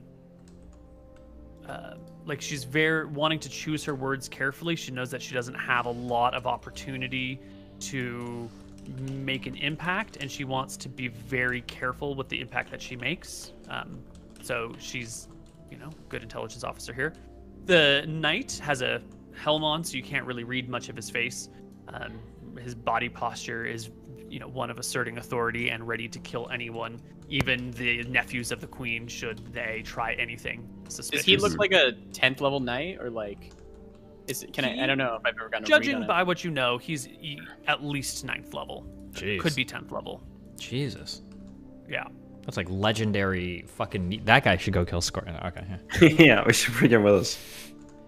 It'll probably help a lot. And the queen is pleased to see you, and she is poised. She's got something in the chamber. Like, she's not coming to this meeting just to hear what's going on. She's got something that she wants to get to at some point. Good shit. So she asks about her adventures. They go well. Well, they didn't go well. Yeah, we were successful in finding the things we sought, but alas, the crew that we hired to take us into the sea were lost. As Clertus tells me, you have finished up all of the easy tasks. Easy. All the easy tombs. I suppose, yes. All that's left on our list is Dragonstone. That brings us to the second phase of our operation, then. Colonel Petraeus, she says, as the colonel gets to her feet. I've been informed of your mission here, slay Scoria, and there are many paths to get there. If we want to do this well, we're going to need a lot more information about who she is, how she operates. We know that she is independent from the Dracissian military in some amount. We are sending out emissaries, spies, to figure out the details of those exact arrangements. It's known that she has a separate force guarding her forest, and it is suspected that she has aerial servants, lair guards, and other possible obstacles to your success. We need more information on the makeup of her base. I don't think we'll ever be able to get a floor plan, but we might be able to figure out the structure of her minions. And in that structure, there may be weaknesses that we can exploit, or it may reveal information about how they conduct their business, which will provide for easier egress into her lair, assuming that's where we will fight her in the end. We? Royal we. Well, on that point, Petraeus, something we found under the ocean could prove to be helpful. I'll reach into the bag and pull out the crystal ball and place it on the table in front of us. This, I've been testing it. Could allow us to scry on individuals or objects. Perhaps it could allow us to scry on the guardians of our lair, maybe any close companions she keeps, if we could find a bit of information on them. Certainly a key to the puzzle. But more importantly, we need a lot of ground information. And it is to that end that I am hoping you will understand that we might need your Hat of Disguise and Amulet of ESP. We need to capture some of her minions. We need to put someone behind enemy lines, figure out their positions, and as much possible information as we can get on who they are, how they function, what their structure is. We know that Scoria has a wizard who works with her, and we know that she has monsters that work for her. This information we might be able to get through scrying, but I think a man on the ground, amulet in hand to read thoughts, and a Hat of Disguise to keep themselves hidden is the way to go. One person can move quietly, a trained spy can avoid detection, and these items would help them get information without exposing themselves. I'll reach over my neck and take off the amulet and slowly hand it to him and say, I hope the person you're giving this to is competent, isn't going to die with it. Well, perhaps we should discuss this for a moment first. Both of these items have been pretty important in terms of our mission. If we send these beyond enemy lines and we lose them, we're never getting these items again, I imagine. We would need something in return to hold on to. Well, it's not even so much that. It's that these items are relatively unique, and both of them are, like, pretty important. Like, just trading these even for, like, a +3 sword, I don't know if we would do it. Like, I don't think we should be talking about trading them. It's about this being the best use for them. yeah, that's what I mean, yeah. Like, that's why I'm saying, like, just getting, like, rent. It's not about compensation or whatever. It's that, like, we actively use all of these. I mean, getting something anyways would be, like, a bonus, right? I'm sure they have something in the storage, in, like, the treasure hold that we can hold on to. Well, no, because I would imagine if they have anything that can make our mission easier, they would just give it to us, because we're all on the same. We're not like, this isn't like bartering for merchants. We're like all on the same team here. I would hope that if they had something that would help our mission, they would just hand it over. I pull out a notebook and open it on the table and say, Tyrael, look, and I go through like all the list. There's like Vladormo's tomb crossed off, you know, there's Babylon's temple crossed off, and all that's left is like the demons and like 6 dragons. I say, I'm not sure a Hat of Disguise or an Amulet of ESP is going to be much use for us with what we're facing. Yeah, that's true too. If we don't have any more sneaking or any more NPCs to interact with, if it's literally just slaying dragons. Look to Clertus.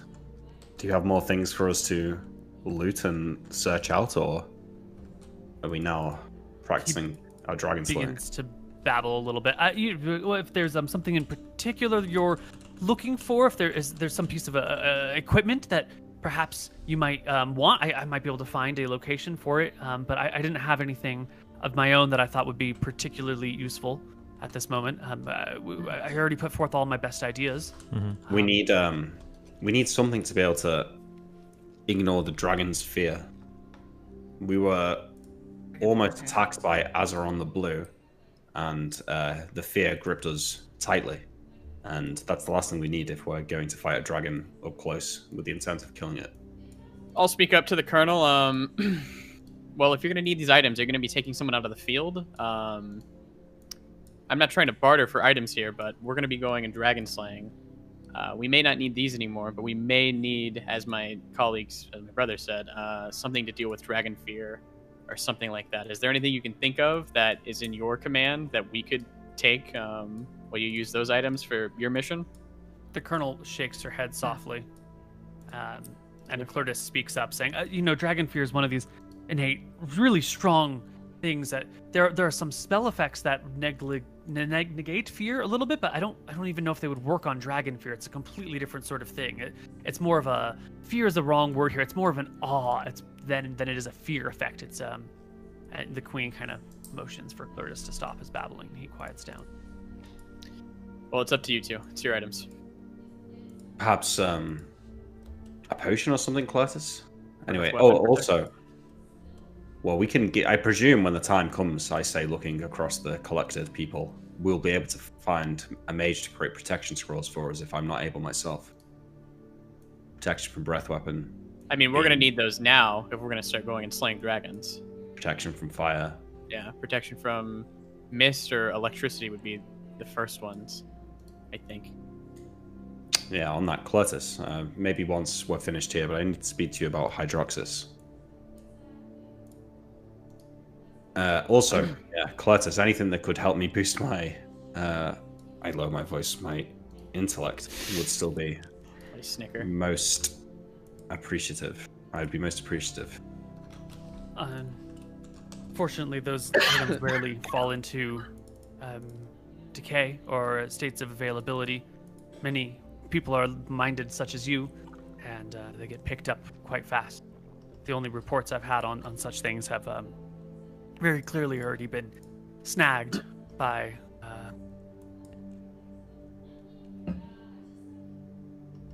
a ready wizard. Did anything But happen? I'll look into it, I promise. Cletus, did anything happen with the potion that we gave you?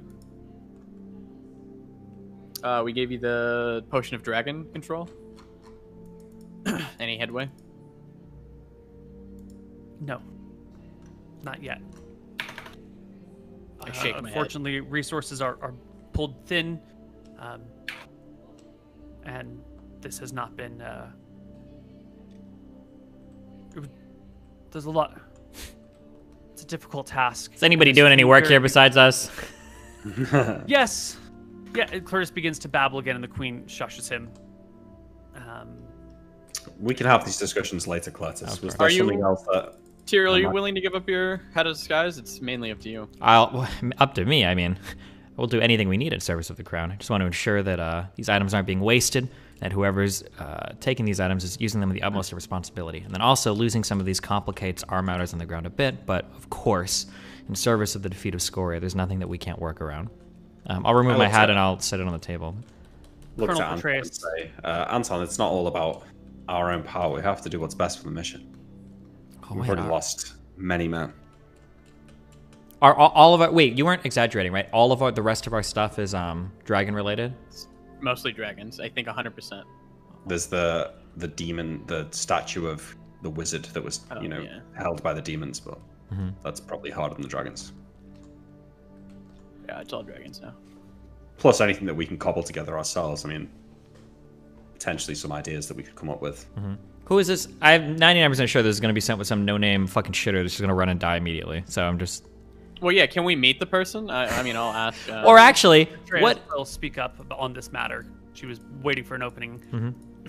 We have many missions behind enemy lines. Some are single individuals gathering information. Some are in position waiting for specific keys to happen, at which they will execute their plan or return with what we need to know.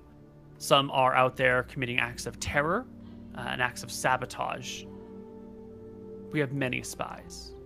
These will be put in the hands of our most careful, most slow-moving spy who is best positioned. It'll be the long game here. Not trying to get anything fast, not trying to rush out with information tomorrow. I expect not to hear from them for many months. But when we do, I'm hoping we'll have a detailed account of their makeup and organization.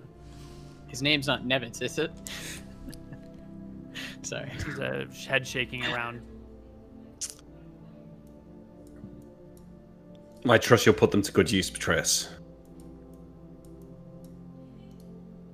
We will. I'll speak up. My queen, it looked like you had something you wanted to... I'll stop. I would. Colonel Petraeus has spoken my intents.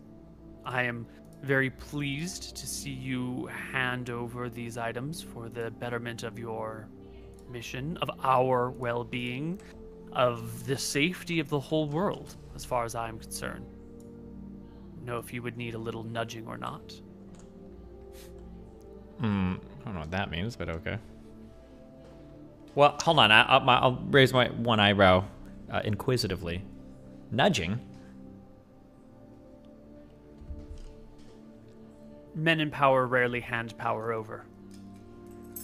Sometimes they need to be encouraged to do so. It made me their context feel a tad threatening, but I trust that all of our hearts are in the right place on this mission. There is no one I trust more than the three of you. Only the 5 people in this room, plus a very small selection of wizards, are aware. And a whole monastery full of monks. Yeah, I guess we don't mention that. Oh yeah, he thinks quietly in the back of his mind. Sorry. The colonel is not wearing the amulet of ESP. Yeah, I remove it from my character sheet. It's gone. Perfect. Are there why don't we ever wear shitty helmets? Does that does that just not exist in this world? No, it's sort of assumed that when you wear chainmail, you're wearing a chainmail coif as well. It's just mechanically awkward to do, and we just kind of say it's all armor together. Gotcha. Okay.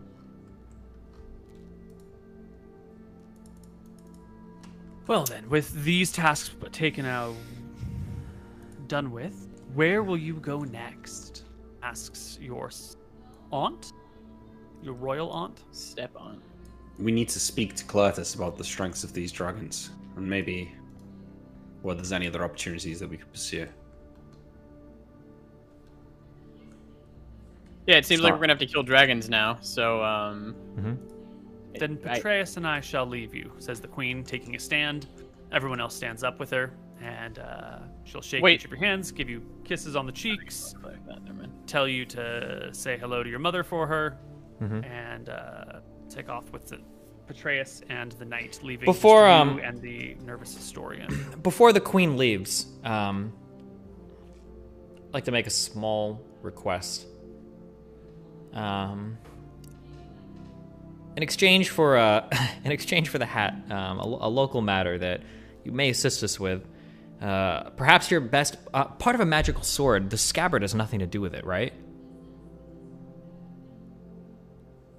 Scabbards are usually made to match swords, but indeed they can be switched. Yeah. Okay. So switching a scabbard isn't going to disimbue a sword with magic or something, right? Okay. Is it possible that I could get a different scabbard made for my sword? One that is nice and befitting the sword that a noble would carry, but having this particular scabbard may or may not cause a little bit more trouble than we care to bring to ourselves. Am I wrong? I thought you got rid of that sword. I thought you traded it to the family, and I thought we swapped them. So now you have a different one, and that guy's sword is gone. Am I? Wait, did we do that? I know that we traded the family for a sword, and I believe that you did that as well. Because we gave him an extra +1 weapon, I thought, so that we didn't have to. Yeah, that does ring a bell. Oh wait, did we give a +2 and a +1 weapon in exchange for a +2 weapon? Yeah, we swapped the two-hander. We swapped a +2 two-hander, and I think Mr. Moon is right. I think we swapped a +2 two-hander and a +1 one-hander in exchange for another +2 one-hander that replaced the sword. So in that case, forget everything I just said. Yeah, okay. Cool. Yeah. Okay. Oh, but I think we got an extra for Imric, maybe. I don't remember. I've got a +2 sword. Okay, so that's what we Oh, did. wait. So we still have one of the bad Oh, swords. okay. Then I just want another scabbard made. Yeah, different scabbard, yeah. No Yeah. problem. Easy Cool. peasy.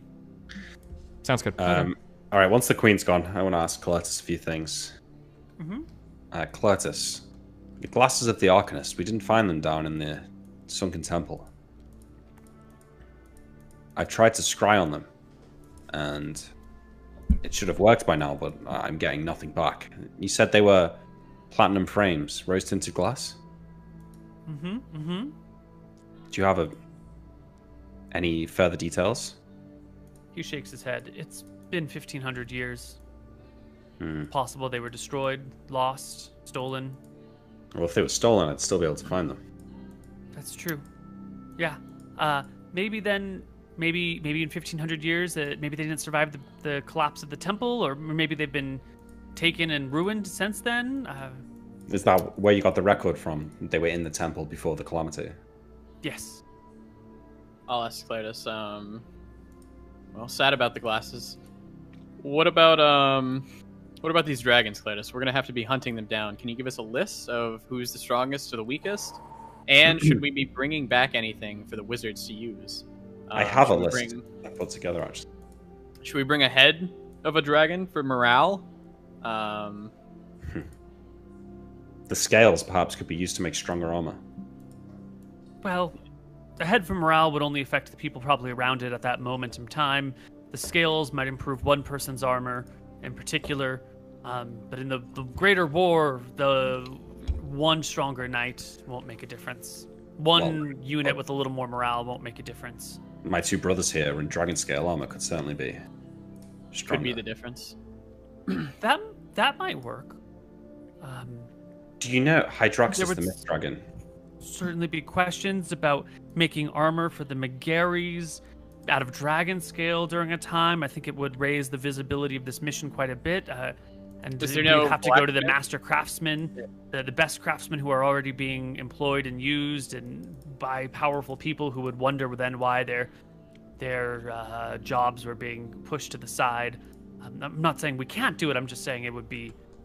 Are there any heightened visibility?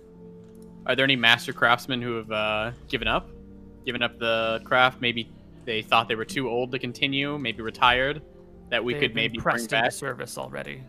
Perhaps Wait, if we were to kill a dragon uh, and safely retrieve its all him. corpse, an entire dragon is only going to make one person's worth of armor? No.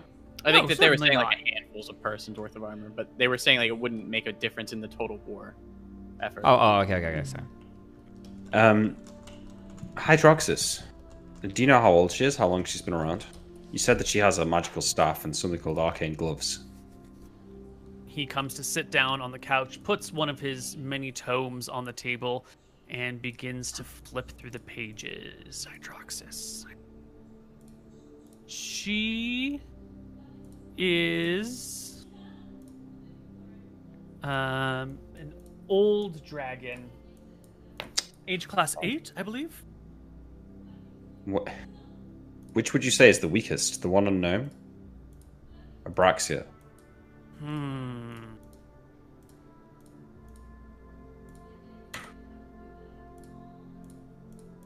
So far, everything that we've heard is either between age class 7 and 12. Let's.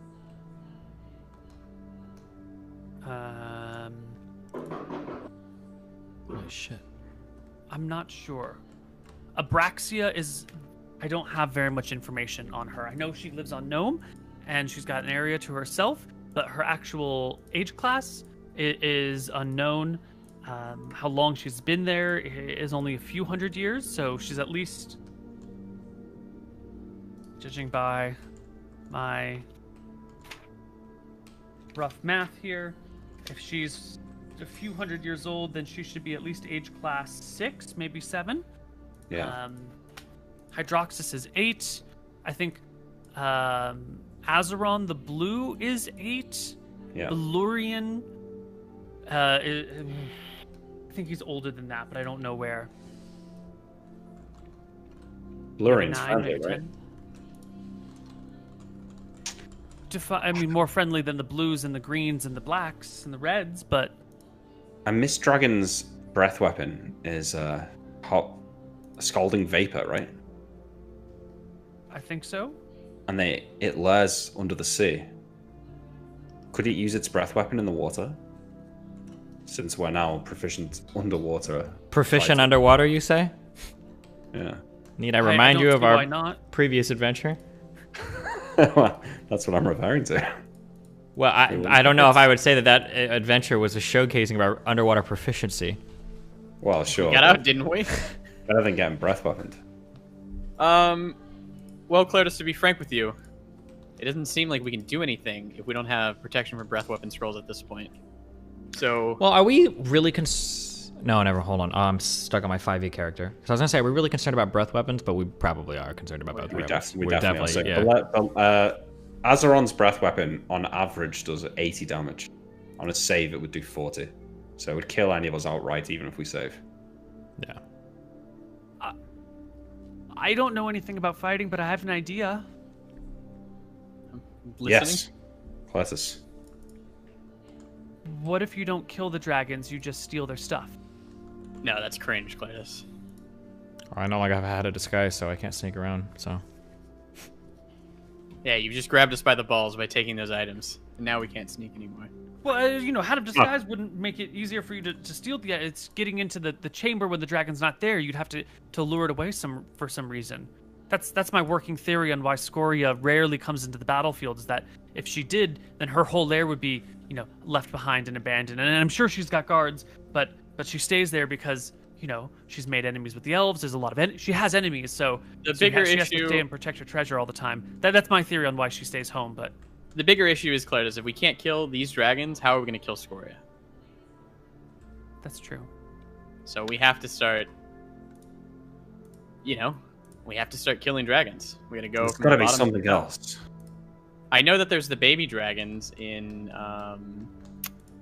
the, I mean, near Valara. The overgrowth. There should be some baby dragons there, but then there's also the mom dragon. Zarathus's she's quite children. Yeah, but she's flightless. Yes. Was there not a good dragon in Eridon somewhere? A gold one, perhaps, by Stromheim? Apparently, there was. Yes, indeed, was. What happened? Left. Nixium.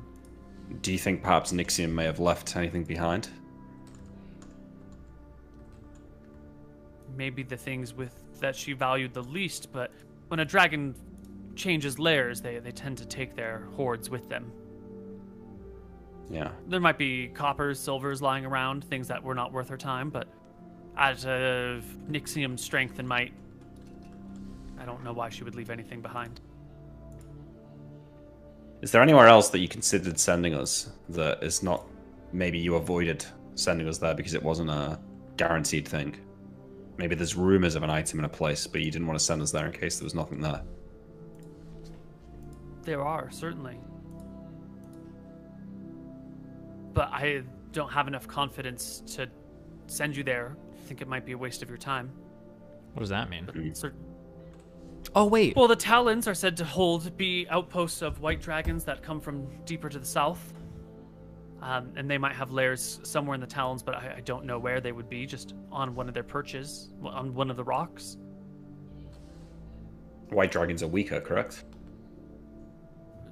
Yes, they are definitely the inferior group. But if this is, you know, if they live elsewhere and they just roost in the Talons from time to time, then that might not be where they lay their hoard, and I don't know exactly where it is. It seems like a bit of a long shot. Do you know the names of any of these dragons? Mm-mm. He shakes his head. Just sailors have reported seeing dragons around the Talons, but not always. So you don't have a boss, do you, Cletus? Queen? Me personally, or do you need one made available to you? Do you have like a mentor? Like, Oh, a boss. I thought you said a Voss. Yeah. Oh no, a boss. The queen is my matriarch. Seems like you may have sadly become of little use to us, my friend. Settle down, Anton. There's no need to speak to him like that. Well, it's true. Tyrell, or Anton, you know, all the names. It's true, Emmerich. He doesn't have anything. I may have served you as best as I can for the time being. You've done a phenomenal job so far, Cletus. You have. I think my brother's had a voice inside his head a bit too long. It makes him a tad more nefarious than he otherwise would be.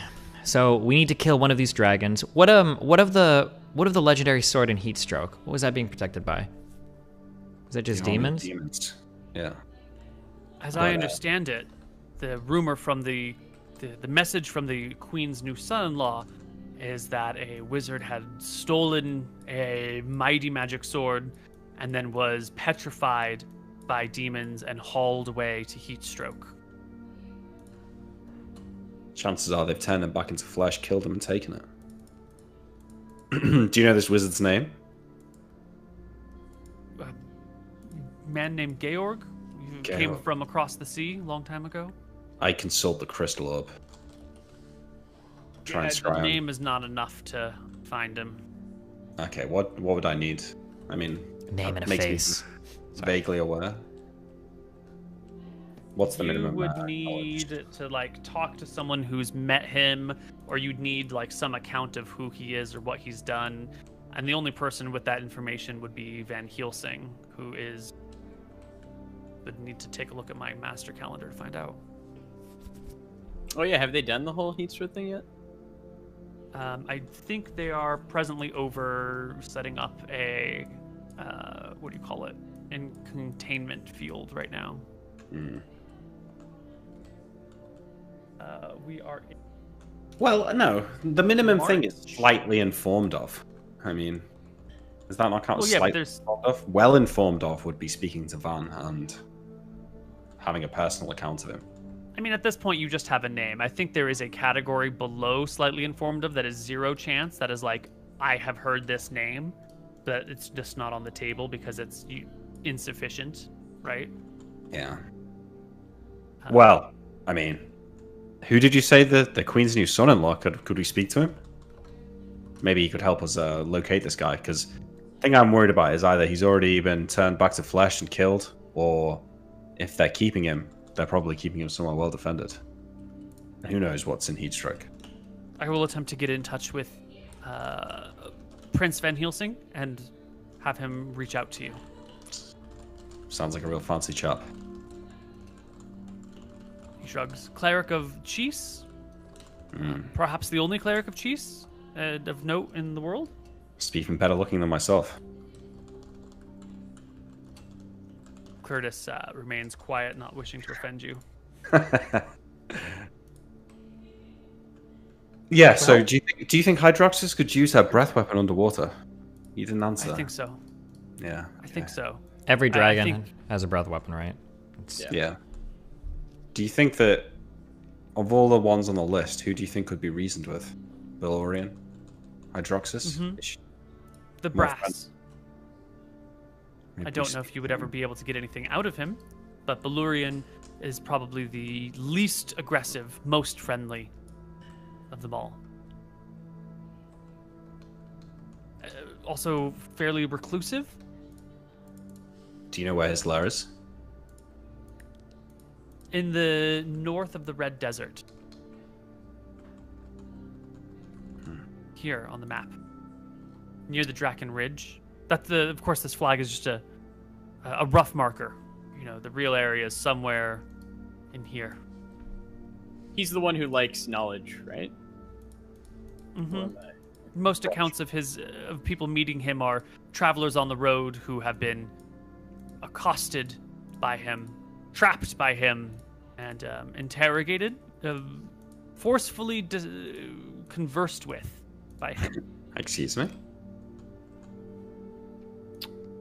I know this sounds a little bit weird, but it appears that Balurian's a bit of a chatterbox and likes to talk with people, but kidnaps people for days or weeks on end just to chat with them and then releases them out into the world. Or these people are all mad, suffering heat stroke from the Red Desert.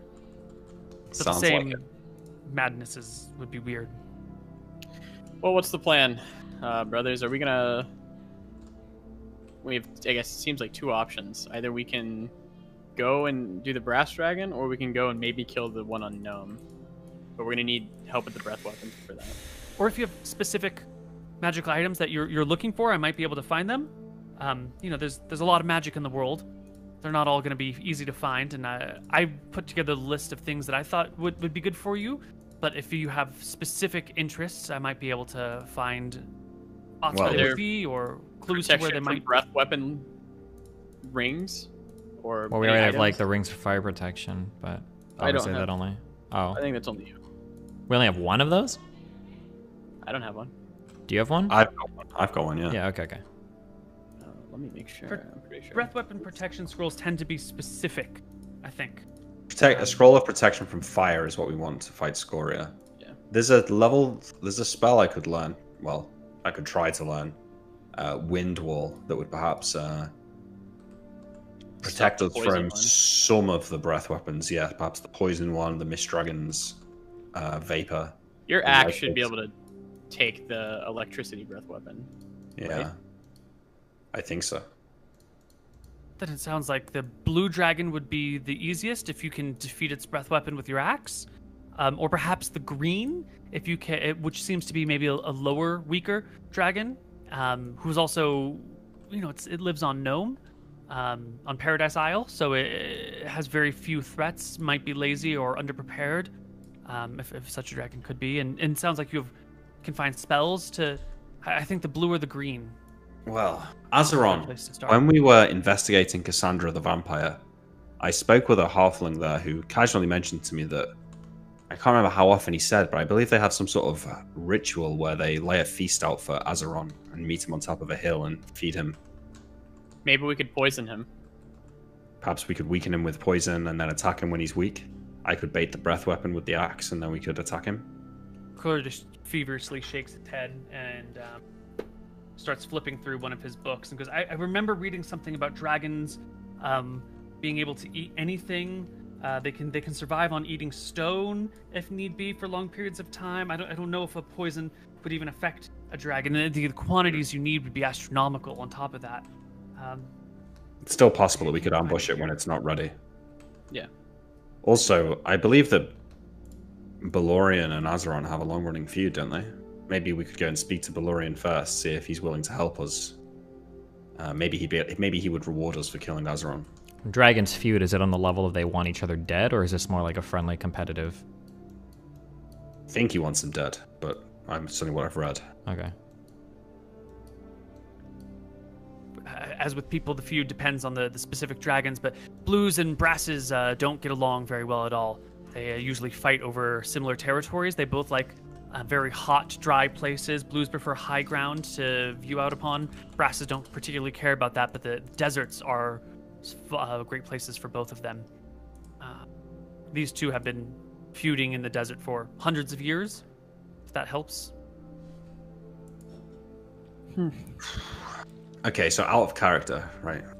Azeron, I think, has 18 hit die, which is an average of 81 health. Did they really only give plus 20k XP? I don't know about the XP, but Yeah. it's got plus 20 to hit and 24 AC. Jesus. Okay, I don't know how we'd hit that then. So, yeah. Who And is it's this? got 24 AC? Azeron, Azeron. age Oof. class 8 blue. The plus 20 to hit is the bigger thing, because if he rolls like a 10, he's going to crit you. Yeah. Even with my 25 AC. Oh no, okay, he'd need a 15 to crit you. But if you rolled a 16, he'd triple. If you rolled an 18, he'd triple crit any of us. Yeah. And do like, I don't know, probably like 3d20 or something. None of these are great options. The breath weapon on the Mist Dragon is only 8d6 plus 7 for an average of 35. It's a bit more if it's age class 8, but the Mist Dragon's breath weapon is a lot less. I think we can negate this guy's breath weapon though. Yeah. But can we do enough damage to it to kill it in the time that we buy with that? Right, I could cast haste on us. Would help. We don't really have... In 5e, we can do like the huge like single target nuke round with like the Actra Surge and all that shit. I don't know what we have in terms of like big Your single... nuke would be your backstab. Which is like a crit. Yeah. Is it really? I thought it was like a... It's like 3x damage, that's it. Yeah. Which is okay, but like... Well, yeah, you're not going to one round it. Yeah, that's what I mean. But if this fight goes like 4 or 5 rounds, if he recharges his breath weapon and shit, like how much? And it just flies. It flies away if we ambush it during the feast as well. The only way to stop it flying away is to fight it in its lair. Which means it knows we're coming. Oh, and actually, yeah, that's true too. I don't think I can backstab a dragon because it has to be like the way it's described as like a humanoid-esque creature because you know where to. You need that anatomy skill, right? Yeah, maybe. Yeah. And you'd also need a weapon capable of reaching a vulnerable place on the dragon. So you'd have to be able to drive it like a long enough blade in the right spot. A dagger probably would never be able to. But an arming sword? I imagine if we could like find a way to like jump at it from above as a backstab, maybe. But we rob his horde when he goes to the feast. Oh. Yeah, I agree with that, but I think that we do need to we gotta kill dragons, right? Sure, but that might be a first step. Maybe, yeah. Get our fucking rope back. What is he gonna have that's gonna help us kill dragons though? Like I don't know. Is a dragon gonna have like +5 swords in their horde? Yeah, it still seems like we're like hopelessly outmatched. Is like what he's saying, Yeah. which I agree. It's gonna have good stuff. Let's see, what did we write down? Ring of protection from fire and more. Lots of anti-fire stuff apparently.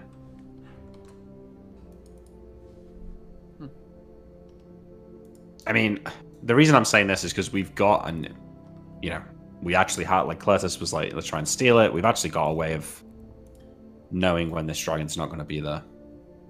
Would it be worth it if we started going on some missions for like the crown to like farm XP? So we could go help out in the war effort besides like getting magic items for ourselves. Maybe that would be like a, you know, it would be like the Megares are going to war. That would help with Tyrael. He'd be happy because now we're not draft dodgers anymore. We would go do some crazy missions for the queen herself, and it would be a good way to help us level up. Probably quickly too. Lots of combat. For doing Maybe, wait, for doing which mission specifically? So we would go over to mYaIafhDRiA and start like doing missions for the queen rather than for items. We're gonna be going and like and doing combat. Whoa! Yeah. Wait, in that case, can we just get our items back? Can we just go do the sneak mission that guy wanted and we to do? would, yeah, that's what I would say is like us. We can go do the sneak mission and stuff like that. This is like the best of all worlds. Actually, So because now that I think about it, I think the thing that would help us the most right now, we're decked out in magical items, but we're kind of weak.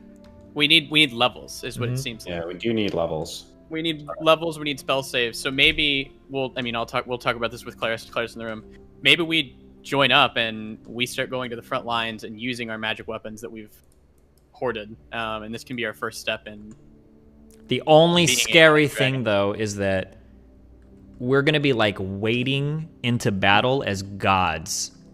And Yeah. that might draw a lot of attention. Because if Scoria randomly shows up to any fight, she's just going to roast us. And we're also kind of sort of showing our hand as well. I think if we showed up to do anything... We'll be the talk of the country if we get into battle. If we did anything, it would be more stealthy, I think. You know, But does that get us experience? didn't Well, yeah, Scoria have children a few decades back? Didn't... Yes, you did. Pipes up Cletus. Any of them still alive? I do believe so. As I understand it, they live in the mines near Gold Hill now, or they've taken over Gold Hill when the Mystrians conquered Gold Hill and destroyed Bridgegate. I believe there were sightings of young, juvenile. I don't know the age class at all. Red dragons entering Gold Hill. They might not have much, but it could certainly prove some good experience for us, and it's on the way towards Azeron and Balorian. I'm cool with killing Scoria's children. I'm either cool with that or... Yeah. Or, okay, wait. The only other thing I can think of is heat stroke, guarded by lots of demons. That sounds like it could be, one, a fuck ton of combat, so theoretically experience, and two, the demon armies aren't going to talk to other Yeah, that's people. true. And it's a +5 sword, which is obviously Which insane. helps us, And, which goes towards, yeah. and if Also he's is- still got it, the amulet gives +1 int, which would Which is what be you massive want. for me. Yeah. This sounds like a no-brainer almost then, yeah. Yeah. But the demon stuff, I'm pretty sure... So, we need to do this quickly because they're setting up a bit... So we want to do this at the time that this invasion's happening. So we can, like, go in and pretty much have our free reign in, like, the city. And not fight, I guess, like a fucking army. Because they're going to be fighting the army. So I'll ask Cletus if he knows anything, I guess. Because he talked to us about the van, I guess. Does he know anything about Van's whereabouts right now? Or what's going on? Why he's over there? He said about the containment field, so... Yeah, we kind of need to know if we got to be quick about this. So, you were pretty far away at the moment and didn't get this message, but many high-level clerics in this region have received a message that there is a divine quest that needs doing. This information is very restricted, but Cletus, the queen, would have been told by her clerics and would have informed various members of her administration about this. Because of your quest and the fact that Anton is a cleric, Cletus would have been given this information as well. So he will know that there is a gathering of clerics and divine people from across the area who are putting aside all of their own petty issues to go help set up this containment of a huge horde of demons who happened to invade and then had been laying low for a year or so. And they're trying to contain them in case whatever plan that they're enacting comes to fruition. Whole separate world-ending storyline happening off in Eridon right now. So, with some time, I guess you guys can figure out. Yeah. We can skip some time here, and you can gain the details. It appears that they are trying to set this up, or their goal is to set it up by May 7th, around there, first week in May, is the expectation of setting all of this stuff up, give or take a few days. You guys are currently in March. By the time you're done with everything in the capital, it'll be like near the end of March. So it'll be a month and a half before this goes down, which gives you plenty of time to get to Eridon if you need. Is that enough time to slow teleport over there, Imric? I know that we have it's enough time to take a circle in Weatherlight. I mean, it's enough time to get a boat over there. I don't know about that. I don't think that our friends would let us use their teleportation, would they? I think you guys are slated to meet them on May 18th here in the capital, though. Well, we can skip it. I mean, if we can do it at the same time that Van attacks, then we've got a chance. But, forewarning, there's shit in there that's save or die. If we come up against a Beholder or one of the Gatebreaker guys, they can turn us to stone or just death ray us. So a lot of things are save or die at this point, though. Yeah, it's serious shit. An 80 damage lightning bolt is save or die. But it might be from petrification. That helps that, right? Yes. Oh, talking about 80 damage lightning bolts. Okay, well, I guess we wouldn't know about that, but there's the butthole in the center that can cast chain lightning. Well, that's for you to block with your fucking axe. True. Right? Yeah, that's true. It might be safer doing that than fighting any of the dragons, to be fair. I think that's a good idea. The demons are pretty easy to kill. Well, the only thing we need to worry about is, do they have any dumb save or die shit? Can they pet? Okay, because it might send all of that shit to fight the bigger threat, right? It might be that most of the terrible stuff is left alone. That's what we're hoping. Yeah, all of their big shit is going to be going and fighting at the border to get out. Excellent. This has to be it, right? I can't think of anything else now. Yeah, okay. We've spent enough time on this. This seems to be the best direction you guys have, so I will prep for that stuff for next week. Unless in the intervening time you come up with some better idea. And why don't we call it here for the day?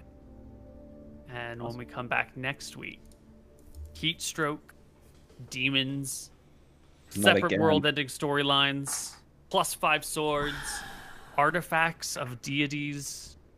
Can we mages turn to stone. We change the timeline and save Malachi at all? Is that possible? Animes have done it before. I don't know why we couldn't. He didn't say no. All right. Where are the Nevitz crew and them at this point too? Yeah, we're gonna fucking save them too. That guy was like, wait, were we level 7 or 8? We were like level. Did we get to 9? Yeah. We were at least 7. We were 7. If Dice and Men are only 3 months into their journey, you guys are probably like level 4. Oh, okay. So we have time to intersect with them later. Also, one of the true heroes coming from the island of Arcadia. Oh, God. Unfortunately, it seems like that is postponed indefinitely. The level 11 fucking people, those are the ones we need. The level 11 5e fighters, these are the guys with fucking the shit. One-shot Scoria. But, okay. I think as like a meta conversation about our campaign so far, I feel like we're pretty fucked right now in terms of fighting damage, or in terms of fighting dragons. I feel like I feel like a lot of the this isn't me complaining about balance, I'm just making observations, but I feel like a lot of the protective gear is shit. So, for instance, like my ring of protection from petrification, or like my charm of amulet resistance, I would imagine that this is like super magical items, these are gonna help, and it's like +2 to save, and it's like, oh, so if I get like a little bit less lucky, I'm still completely fucking dead. Which I guess is a little bit disappointing on some of these items. I guess the idea is you've got like so much stacked in your favor that it's supposed to help like an accumulative effect, but oof, that's still like really scary. Like I'm pretty sure, Koiba, you said this ring of petrification resistance is +2 to saves, I think, on being petrified, on being like just dead. Probably. Yeah, no, that makes sense. Yeah. Yeah, I agree that the protective gear is kind of Yeah. can be underwhelming. Yeah. Like you can still like lose a save and like you might as well not even have it. Could be, or they Well, could roll. like, Yeah. I lost my character to a fire breath weapon whilst wearing a ring of fire protection and passing my save. Yeah. That's still all right. Yeah, you can just die. Mhm. But I mean, that's kind of Second like, edition is brutal. yeah. I mean, I guess so. So I'm making that observation with the question in mind of like how prepared can we actually truly be? Yeah, we can't. Well, the thing is, I think too, a lot of the spells allow you to like. There is like spells that could completely make you impervious to petrification, or even like reflect it back at caster. So I think it's like a lot of the spells are busted, but unfortunately for us, I can't learn any spells. So Yeah, that And too. also- It's gonna rest completely on you too, because I don't think I'm gonna be roguing my way through any of these fights and being. well, very if we have to steal shit from the dragons, you might actually be roguing your way all the way up a mountain. well, to steal stealing the dragons' stuff, yes, but like in terms of actually like killing a dragon, I don't know how much I can help my second class there. I'm just gonna be like a normal fighter basically. yeah, you'll Well, just be if I bust out all of the, well, don't sleep on fighters. I mean, high level fighters are insane. You know, once I start casting haste, I don't want to do it for most fights because it ages us by a year to cast it. But Jesus. all of us. Yeah, Or well, does anyone it- to cast it on. Oh Yeah. fuck. What But the once fuck? we're level 7 with haste, you'll be getting 4 attacks around, and we automatically win initiative. Interesting. So potentially That's get actually eight attacks in a row, right? Because we get our 4, then we win initiative and get another 4. So Damn, that's yeah. That's a like lot of damage. 24 attacks on a dragon. Like that could kill it. Yeah. Yeah, I don't know if a lot of my spells are gonna be like super useful against a dragon either. I wonder. I don't know how much the god shit cares about us killing this dragon, if she's like invested in it or not. I think I would assume that she's like invested in it, but I do feel like it's sometimes a little bit lame. I agree with you that it's a little bit lame to like ask like the god to like Deus Ex Machina you and give you like fucking holy powers or whatever. Clearly, the gods don't want a Deus Ex. Like, if they wanted to, they could just like wink Scoria out of existence in theory. So they're playing their own sort of game mixed along with all of this other stuff. Yeah, they probably like watching their champions like, you know, go and fucking fight the dragon that they put on the earth for you. I don't know. Mm-hmm. Yeah. All right, Steve, you're gonna be late for your podcast. If we've got any questions or whatever, we should probably do them.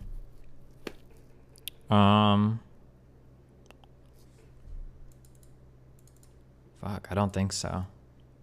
We should spend time. What are we scared about for saber dice from the demon people? There's gonna be something. I doubt it's like literally. Petrification. There's And- like a dinosaur thing that can cast petrification with like a gas weapon, and then there's beholders which can do. And then, do we have a way to undo petrification? Yeah. Oh yeah, we do. We've got scrolls. Oh, Neil, like I actually have on our character sheet that we've got 5 unidentified scrolls. Oh, I don't know about that. Can we Maybe those are good ones. get someone Sure. looking Which into that? scrolls are these? These are the ones you picked up in the very first tomb, right? I think so. Yeah, it just says 5 unknown. Wait, what level is Van? They have time pool? He's level 10. Oh, Yeah, fuck. they He's can't level help you he's out level doing 9 this. on. No, yeah, no, I was just wondering because I was looking at my spells. Yeah. Yeah, he's got time pool. Though. Time pool's sick. That's a good spell, yeah. You got all the scrolls out of the tomb, I believe. Yeah, Babylon. Wait, We've got 1 flesh to stone scroll. Wait, are hold some on. of these from these unidentified scrolls, or some of these from the newest tomb that we went to? No, I think we've had them since like day 1. Oh, and we haven't ever just got them identified, really? Yeah, I guess not. Inventory management is a long game. Let's see. Did you not get all of them identified? It's just on my card sheet. It might have been identified in the group sheet, like on the the handouts. Right. So the scrolls, those were potions. Because presumably one of them was the wish scroll. It might be that one of them was wall of stone. Abjure. So yeah, it seems like we just need like protection from. Or I mean, we need flesh. We need stone to flesh. So the I've- scrolls that you picked up should have been protection from paralyzation, protection from gas, protection from petrification, dispel magic, wall of stone, wish, wizard eye, flesh to stone, and illusory wall. I have the protection from gas, 2 illusory walls, 2 protection from petrification. Okay. Oh, okay. So we have like the scrolls for this. It seems like. Yeah, we've got the scrolls of petrification.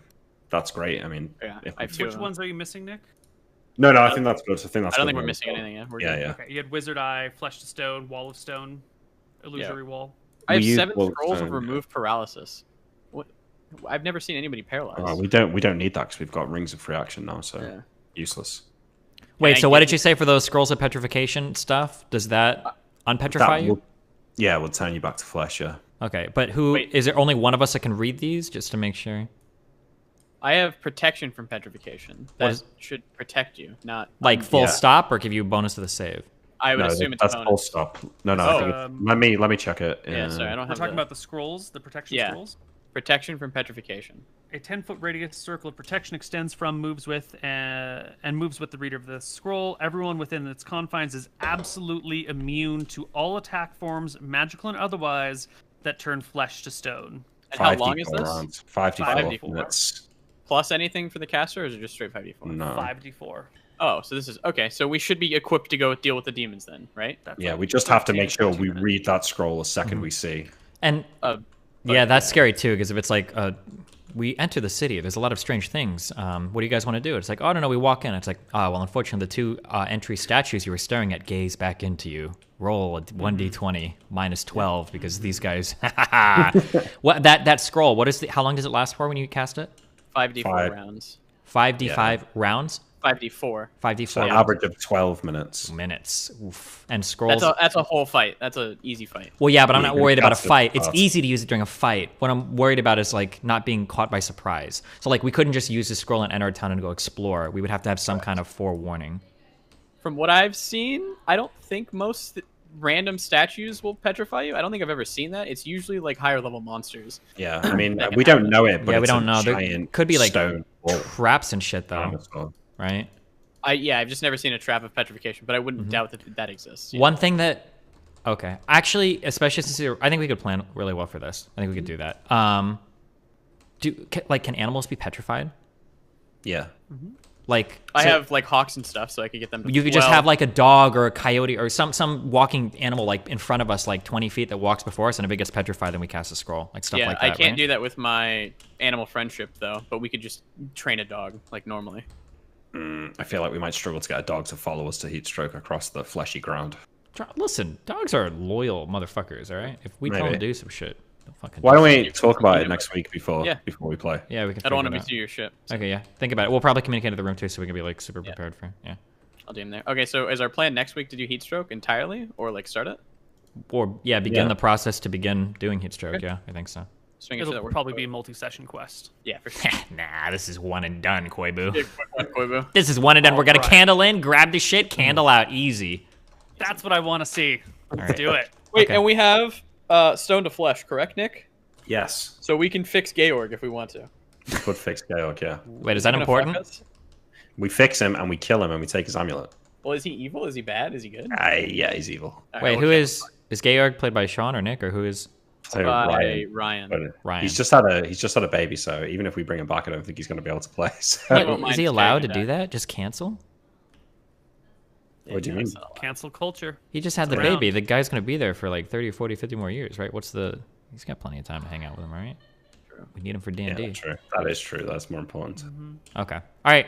Well, I think we are Yeah, wrapped we're up up. with this. Mutanmerch.com. Wait, shit. I've put the wrong screen. Oh, fuck.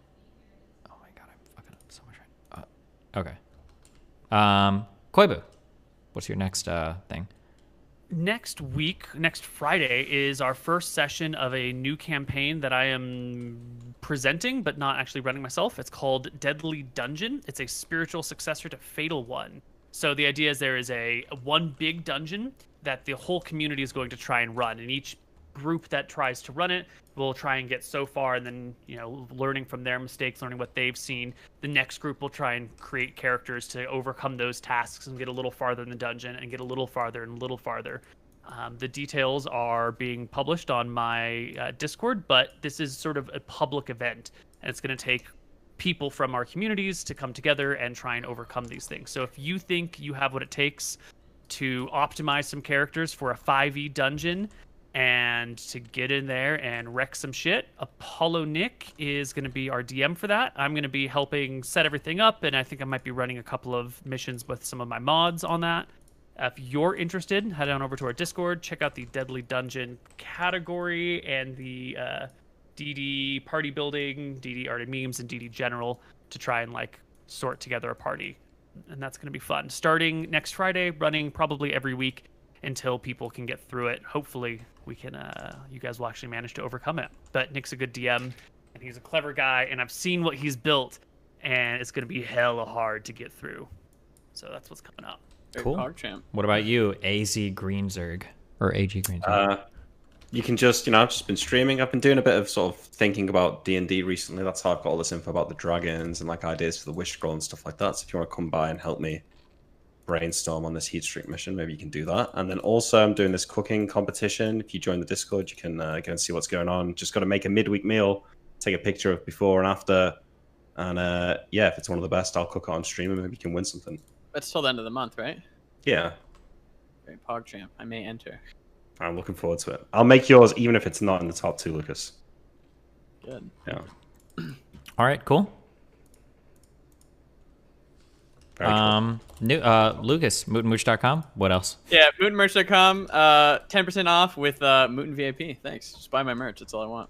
That's it. All right. Also, check out dggstore.com if you guys are bored too. But otherwise, I think that's all we got for you today. I have a 4-hour podcast after this, with the wonderful PKA guys, and then after that, maybe we'll just do a late night stream tonight where I just talk about every single thing in my personal life, since that seems to be the trend today for LSF. Yeah, that'll be a lot of fun. So I will talk to you guys later. Have fun. We will be back next week. I think same time. Yeah. Yep. I'll be here. Peace out. Bye. Bye-bye. See you guys.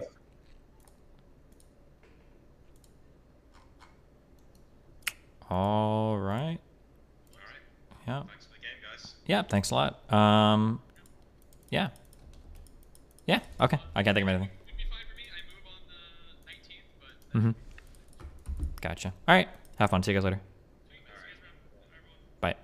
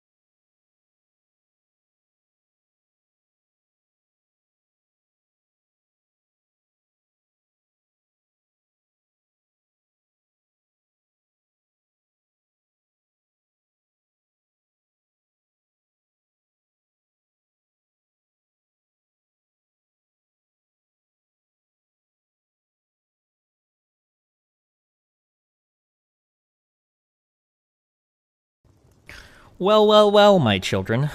I'm not skipping PK for this. I'm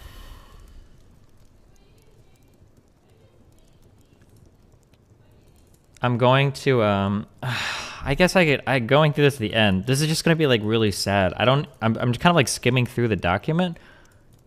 I don't really see like anything especially juicy here. I think it seems like this kind of relies on me being like some master manipulator guy, but I think that's like pretty easy to disprove. I'm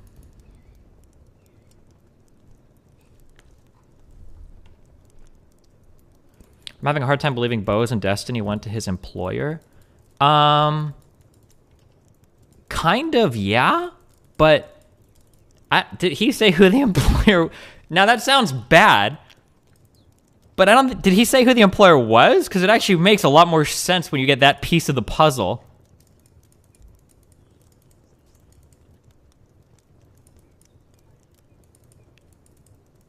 Okay, he didn't say it. Okay, once you hear that story, and then once you hear how that got kind of like thrown in, well, we'll just leave it. I don't give a fuck. It makes a lot more sense. All right. But okay.